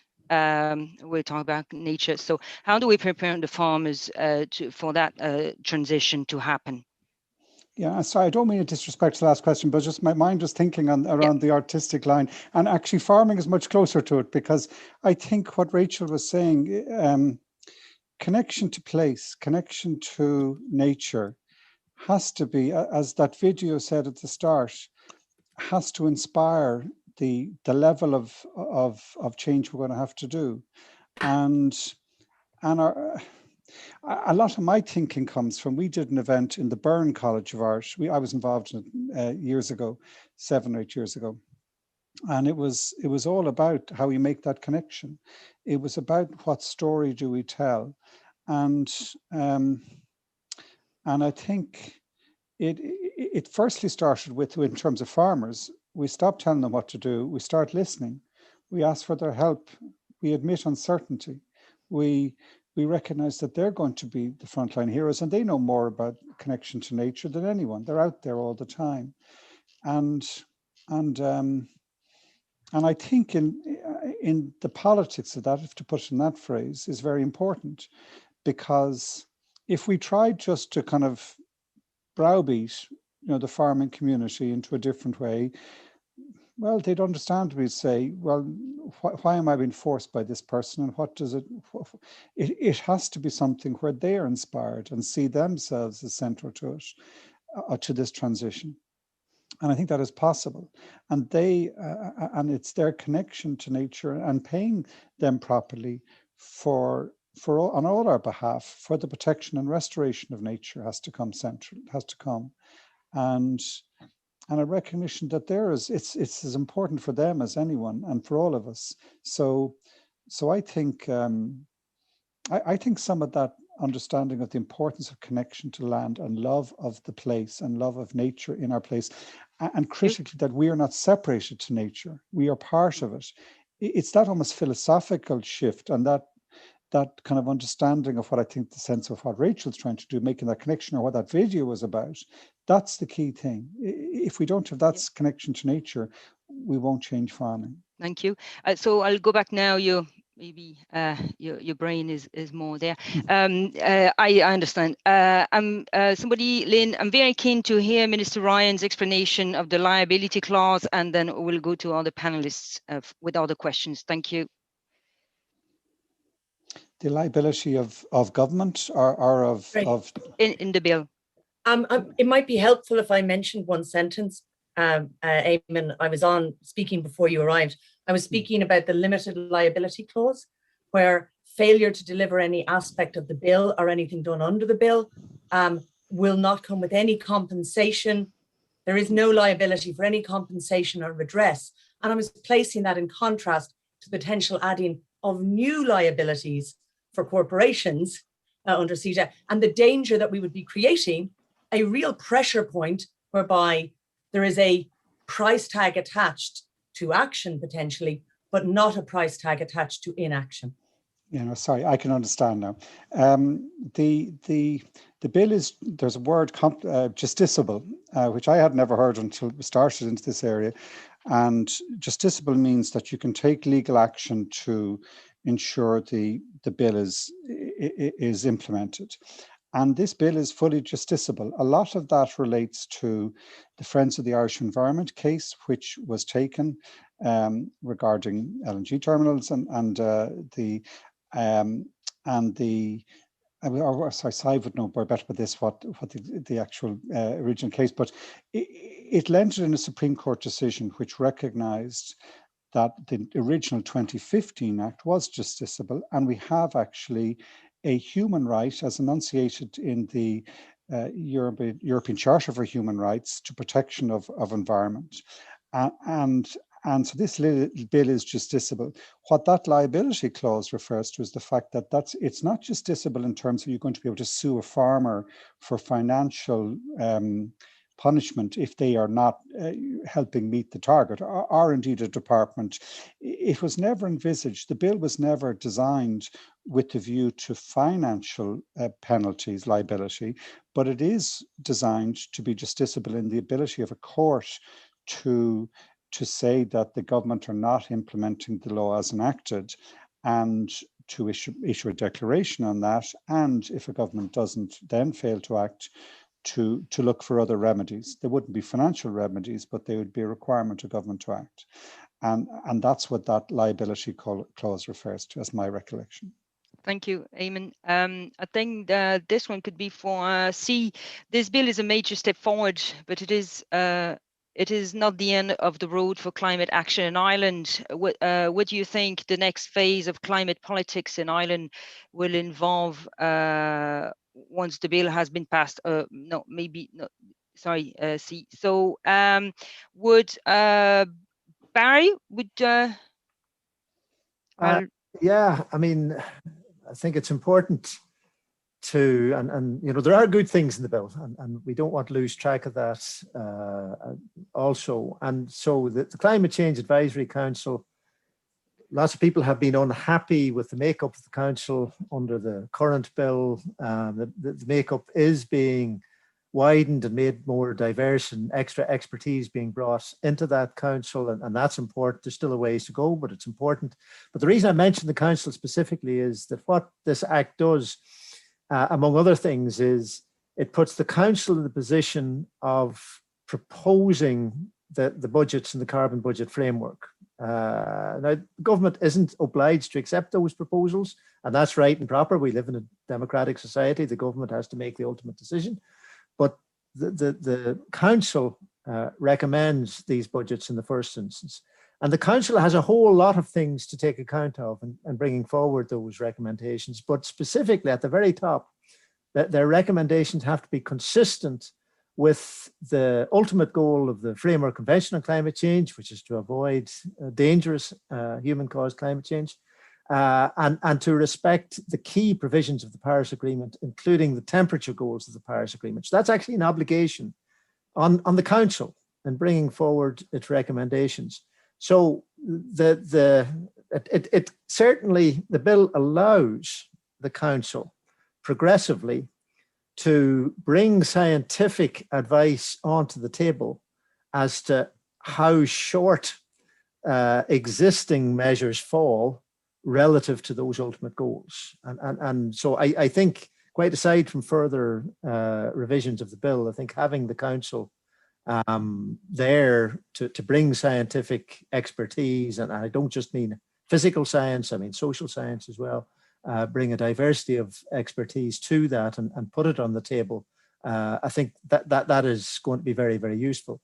But in terms of opening new fronts for climate action, whether through legislation or otherwise, I think we need to talk about the sufficiency economy rather than the expansionary economy that we, you know, there's an organization called Engineers Without Borders. Their motto is enough, or they've adopted a motto of enough for everyone forever.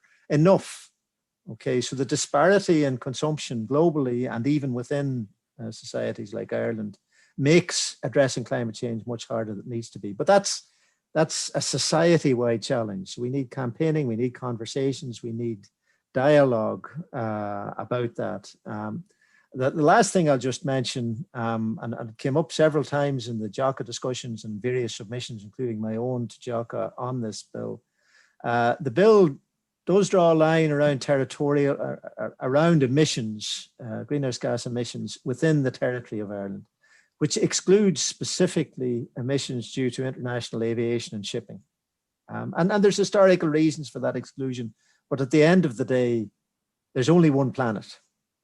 Those emissions have to be accounted for, and they have to be accounted for ultimately by some party to the Paris Agreement. So we can kick that can down the road all we like, but we actually need to start an earnest conversation about how we're going to deal with emissions from aviation and shipping, but especially from aviation, because there's no near-term technical fixes. There's lots of things that might be in place in 15, 20, 30 years' time. But in the next 15 to 20 years, there is no technical fix for aviation emissions. So consumption limits are really important. So I think the bill gives a platform to those of us who are on the side of thinking that it doesn't go far enough. It gives us a platform to share that point of view and try to persuade our fellow citizens, because at the end, in a democratic society, that's what has to happen. We have to persuade enough of our fellow citizens of this view and persuade them that there are alternative approaches. The Citizens Assembly, I recommended the idea of tradable emissions quotas, which protect people on no income but enforces the emissions reductions on society as a whole. So there are things we can do. There are definitely lots of things we can do, but we have to start thinking in emergency terms, not in, oh, well, what can we do that won't actually, scare the horses kind of thing. And I'm not accusing the government of doing that, but I'm saying we need to move to a much different level. Thank you, Barry. I think this one will ask Sive, maybe you can put yourself in the shoe of somebody in the government. Why is the ban on the importation of frack gas not in the bill? It is the major drive in methane output. So maybe if you can. Well, I can't answer that because I'm not in government. I think you need to ask that of Eamon. Yep. I'm happy to answer other questions, but we campaigned for this too. Yep. Eamon, please. Yeah, no, the Programme for Government commits to a policy statement, which I do expect to be able to put out in the coming weeks. It's been complicated because we've looked at a lot of other legal mechanisms, and it's challenging under European law to deliver the same. But it was never, I'd never saw it as going into this bill. I was always saw it as a policy statement that was separate, and we will deliver that in the very near future. It's been complex looking at the various options to deliver it is the reason it's taken time, but it is going to be delivered. Thank you. Let me see. Yes, another question.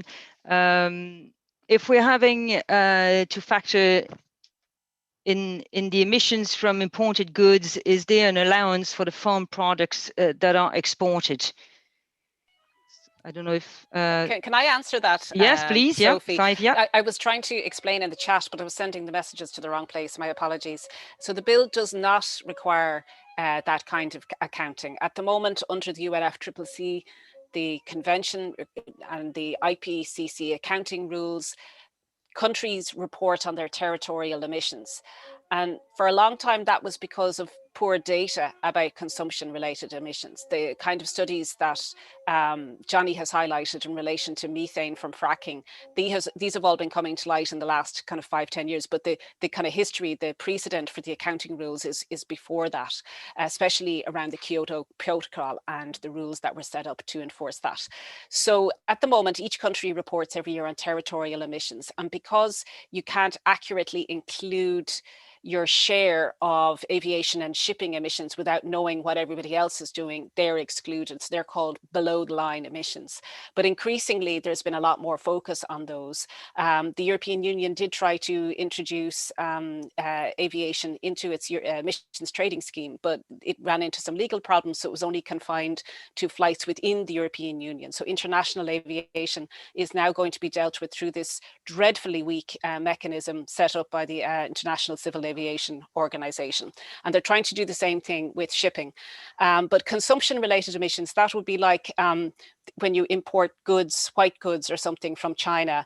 Obviously the electricity powering that manufacturing is probably coming from coal, but that might not be reflected in the sort of carbon footprint that we think we're responsible for here in Ireland. So the idea behind that kind of accounting is it gives you a clearer picture of your carbon footprint, both as a household level and at a country. And what it really points to is that wealth is the main determinant of emissions. The wealthier countries consume more, import more, export their pollution, and are driving up greenhouse gas emissions, even though their territorial emissions might look like they're declining. And that's absolutely true. So we do need to be honest about what is really going on, and that requires the full picture. I think we should be slow to abandon territorial emissions, though, because that's what we can look at and address within our own regulatory systems. So what we need is a kind of parallel accounting mechanism. And I think it's a pity that there isn't, clear regulatory guidance on that in the bill. But at the same time, the EPA, there's nothing stopping the EPA drawing up research and reporting on consumption emissions in any case. And it's very likely that guidance will have to be given to national bodies that collect data because of another mechanism that the European Union is trying to introduce called the carbon border tax adjustment mechanism. So it is kind of a little bit complicated. I think we shouldn't think that we can solve every single gap by putting it into this bill. Sometimes things can be addressed in other places. So the European Union carbon border adjustment mechanism might be the place to address consumption emissions, and the EPA Act might be the way to address the reporting and data collection issues. So I wouldn't give up completely on these things. There's more than one bill and there's more than one act to fight over. Can I get in there? Yeah, John. Yeah, hi. Mr. Ryan there, I think you made a mistake earlier on because you said that the climate bill is justiciable. But in actual fact, you mentioned the Friends of the Irish Environment case from a different case.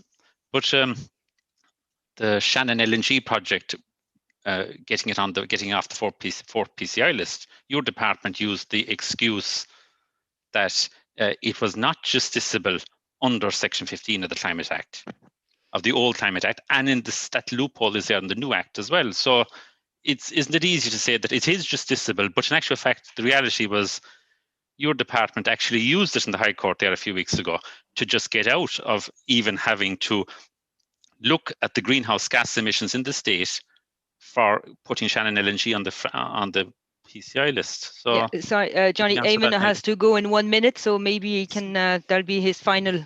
Will he fix the loophole, basically? So will you cover that loophole? Will you support fixing that loophole in the amendments stage? Yeah, Johnny, we look at all the kind of we're looking forward to committee and report stage, and looking at and including in that the letter that Barry referred to earlier on, which we will look at. And there's a slight time pressure because we do want to get the Climate Advisory Council to issue the first of the 5-year budgets June, July at the latest, to be able to put a first 5-year climate action plan, because there's an urgency here. We are an emergency, so we need to act fast, and so we're in a very tight timeline. But I think firstly I'd say that the Joint Oireachtas Committee approach really did what others have said. It really did strengthen it, and that shows that collaboration does work, and we'll continue to do that. But I go back and read the Supreme Court decision around that case last summer, and I think the Supreme Court judgment was fairly compelling, and I don't think that we have a right, in a sense. It was quite radical in its intent in saying that right under the European Convention on Human Rights is real to an environment. So I'm talking about last week's case or 2 weeks ago. I know, I look at the details in that. Yeah. And Sophie, I do have to apologise. Yes. I have to go to a meeting at 9 o'clock. Yeah, that's okay. So I'll just ask you a yes or no answer if it's cheeky, but I will. Would you consider making environmentalism a core subject in school? And that's from Flossie and the beach cleaners. Yes, is the answer. Great. Thank you. Thanks, Eamon. We'll let you go. Thanks, Steve. Yeah. Sophie. Thanks, Aaron. Take care. Bye-bye. Okay. Let me see. We have other questions. Now that here's a question. Why aren't we all more passionate about tackling climate change as the crisis that it is? This is the biggest crisis that we ever face. So why isn't everyone acting like it, and why isn't take it more seriously? That's too bad we don't have Professor Peter Kahn to reply to this. But for instance, C, what do you think? Why do people? Hi, can you hear me? Oh, Amy, yeah, go ahead. Yeah, what do you think? People are not more passionate. It's a complex answer, I guess. It depends whether you see climate change as the crisis, which is one way of looking at it, or if you see the the ways of living and interacting with the earth and each other that have led to the climate crisis as being the crisis. I think that we need to address this at the root cause, and that makes a lot of people very uncomfortable, especially people in positions of power, not just positions of power in government, but also in media, in various positions that influence the way that we look at the world, because they're very loud voices and they speak louder than people who are organizing on the ground and saying, well, actually, we need to do this, we need to do this. So I guess to some degree, you know, like Greta always says, like, if the media took the climate crisis seriously, that would be a game changer. Like, the media would be just as much of a game changer for us as governments right now, because people don't understand the urgency of the climate crisis. So I think that there is something very intentional about the fact that we don't take it very seriously. Agreed. Demisha should be better with us. I see Alice and John, and then we'll probably close this. Alice Mary, sorry, do you have a question? You're on mute. Yep, I will unmute. Very quickly, what I would just say is, while we are talking about that wider climate crisis and all of the work, it is really important that we focus on the language in this bill for the next month. It's really important that there is real conversation about the lines and the language. And I know people are talking about what do we do next and the climate plan and what's coming, but this is the framework. These are the loopholes. We saw a loophole used 2 weeks ago. We know there are other potential loopholes. Some of them are absolutely unintentional.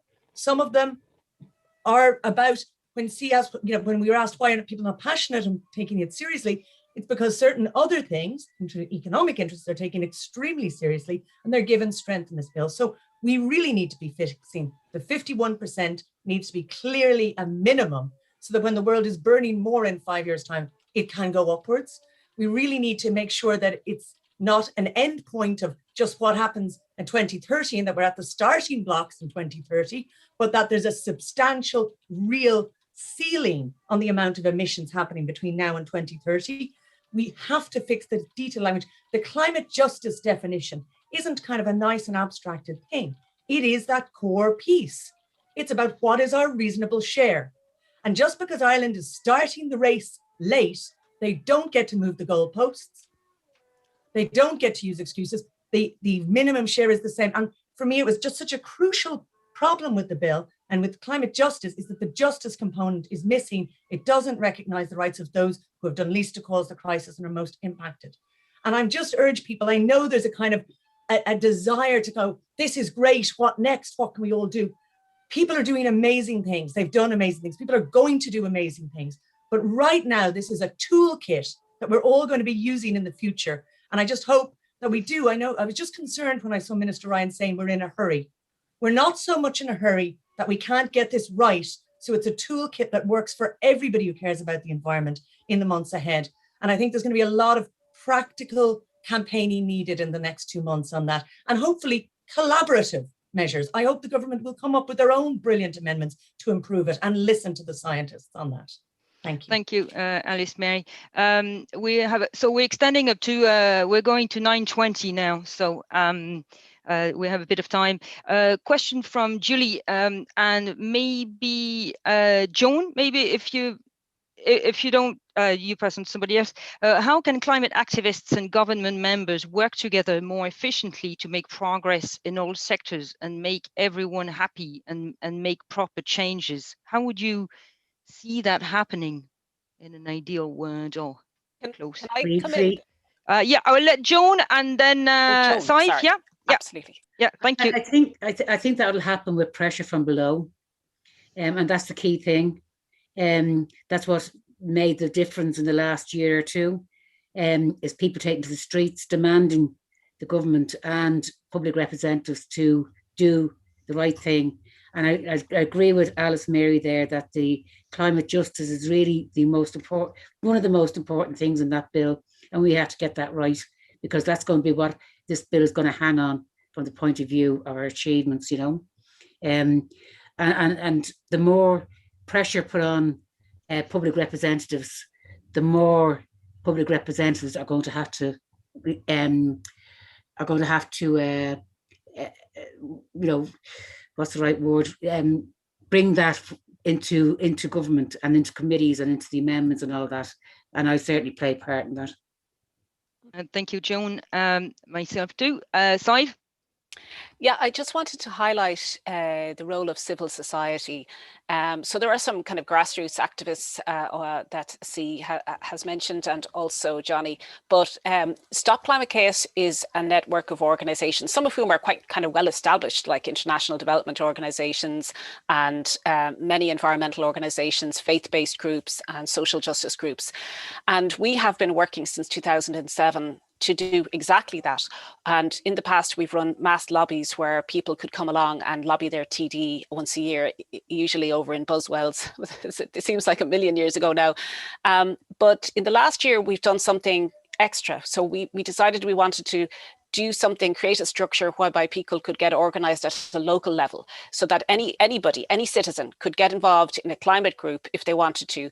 And the whole focus of that would be to, talk to local politicians and push for climate justice and the sort of series of demands that we had put to the various political parties in advance of the last general election. So we're kind of still recycling those demands and adding to them as time goes on.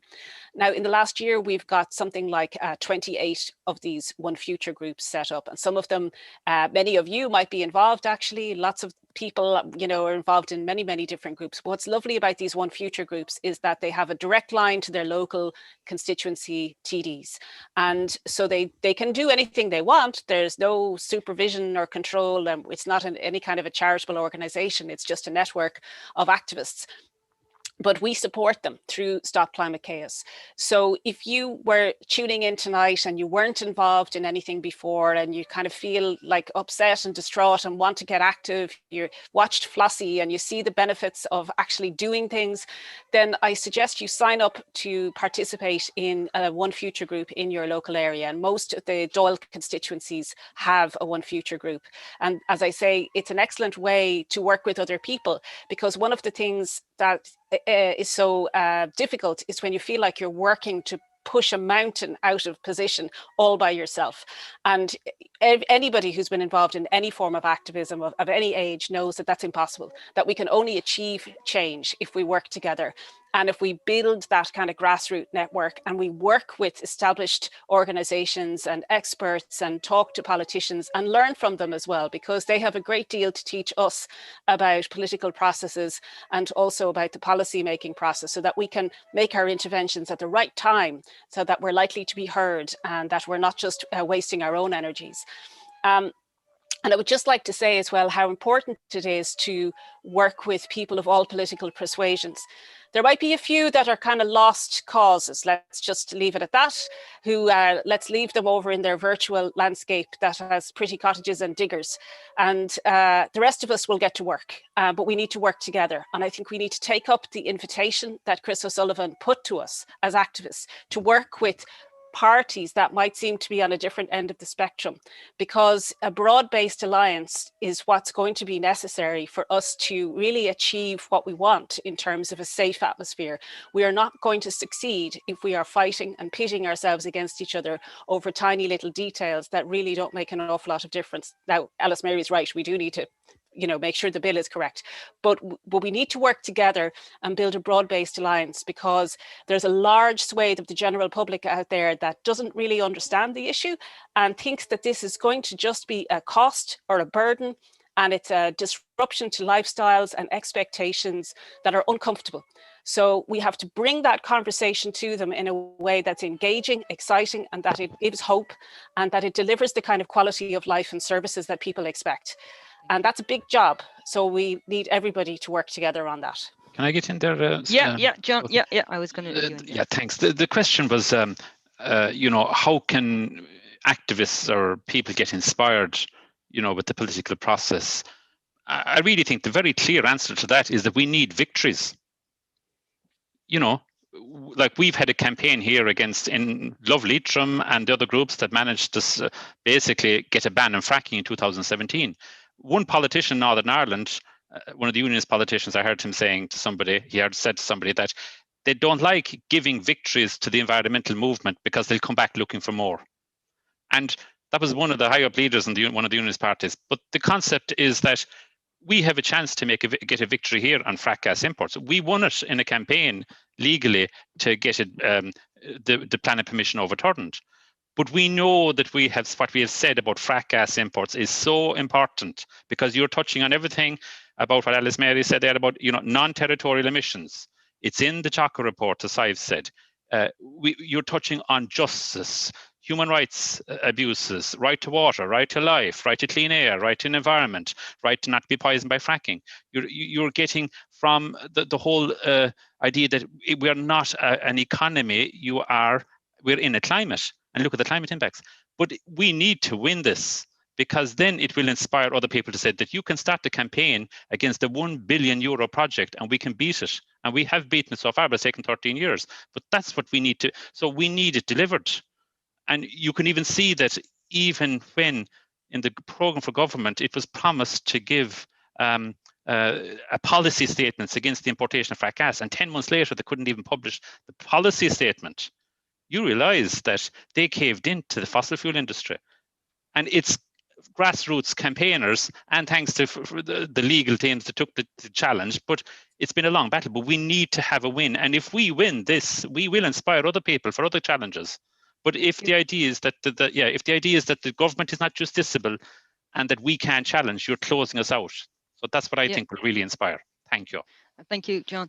On another question as well, and it would be great to have a win on that one. It was for Minister Ryan, he's gone, but why is free public transport nationally not a priority of the Irish government with the Green Party in government, when it is so successful in places like Estonia, Luxembourg, etc., with the estimated cost of the exchequer would only be 600 million extra? Was it wise? 1.5 million on next generation ticketing on just one Dublin transport proposal, bus connects. So why is free public transport nationally not in priority in the government? Would anyone would like to give a go at going for this? No, then what we could do, we would endeavour to send it to Minister Ryan for Transport and then have it answered. You see, I'm down the country, Sophie, so that's really important to us. I'm from one of those small houses that I've talked about, so we don't have public transport here much. So we're expected to make the effort. We're going to pay higher carbon taxes. It's the people that are in the rural communities. I know you might kind of say, "Oh, these people," but they have some points that we're going to be in. We're going to have to pay more, make more of an effort to pay the cost of transport when we don't have an alternative. They're always pushing the problem down the consumer, our consumer choices. We as consumers out the country, we don't have a choice. And I know you're talking about those voices that were talking about the Dáil, but you have to say that they are describing something. They're giving the symptoms of a problem. That for a proper, just transition to a new economy, you're going to have to make it so that we can use the alternatives, and they're not there. Sorry, Alice Mary, you want to get maybe just to mention, we actually had a set of hearings on transport over the last month at the Climate Committee, and one really interesting thing that is happening in other countries is, basically every village, once an hour in every village. It is not a thing that rural areas can't have public transport, and it's this idea that that it isn't invested in. There's absolutely no reason why there can't. And to me, investing in public transport is one of the easiest, lowest hanging fruits, and especially having it be free of a thing you can do, in the next 2 years. There's no reason it can't be done. There's no reason people shouldn't be going back next September with free public transport. To be honest, if you wanted to take an easy first step, but rural areas also need. That report will be interesting, the transport report, when it does come out. Yeah, good. But the minister will have to, of course, implement it. Do you think it's a priority for the opposition to fight for public transport, free public transport, and more public transport? And I agree, especially with the rural, we can always walk in. I don't think we should have to fight for it. I think the government should be doing that. I think we need to be fighting for other things. To my mind, it is so obvious that I'm annoyed if we'd have to fight for it. So I'm hoping that it will be coming very soon so we can fight about the really difficult areas where there's hugely entrenched interests that are going to need to be challenged. Okay, thank you. I think we might leave it at this. I just wanted to thank Fabian and XR member and Ben and Oliver and Max, and am I forgetting a few on setting up this, and all the activists as well. And we should you know, still work together, and as I've said, no matter what party, because that's where almost is the most convincing. And so we all need to get together. If anyone out there wants to get involved, you know, email any of us here, Just Transition Greens, we're on Twitter, and or email anyone, and then we would try to put something together, or direct you, as I was saying, to some events, that local events that could be, instead of a tidy town, it could be change tweaked, and there was as many groups as tidy towns, I think would be doing really well. So that could be a goal. And so I'd like to thank everyone for coming tonight on a fairly short notice. And yes, our next goal is to organize an event a bit like this, but to address all TDs and senators, and it'd be more an educational. I know community law and mediation wanted to participate to that. So if any experts out there would like to participate to this, please let us know. So thank you, everyone. If any questions, we endeavor to send the questions to the panelists, and try to pass it back on social media. And so that's it. So thank you for coming tonight, and all your time, everyone, all participants, all activists, and we'll keep fighting, and it's worth it. Take care, everyone. Thank you. Good night. Thank you. Bye-bye. Bye, Johnny. Bye. Happy Earth Day. Oh, happy Earth Day. Yes, happy Earth Day. And to everyone. There's the great Everywhere. film Groundswell as well. I never plugged it. Bye. Bye, thanks. Take care.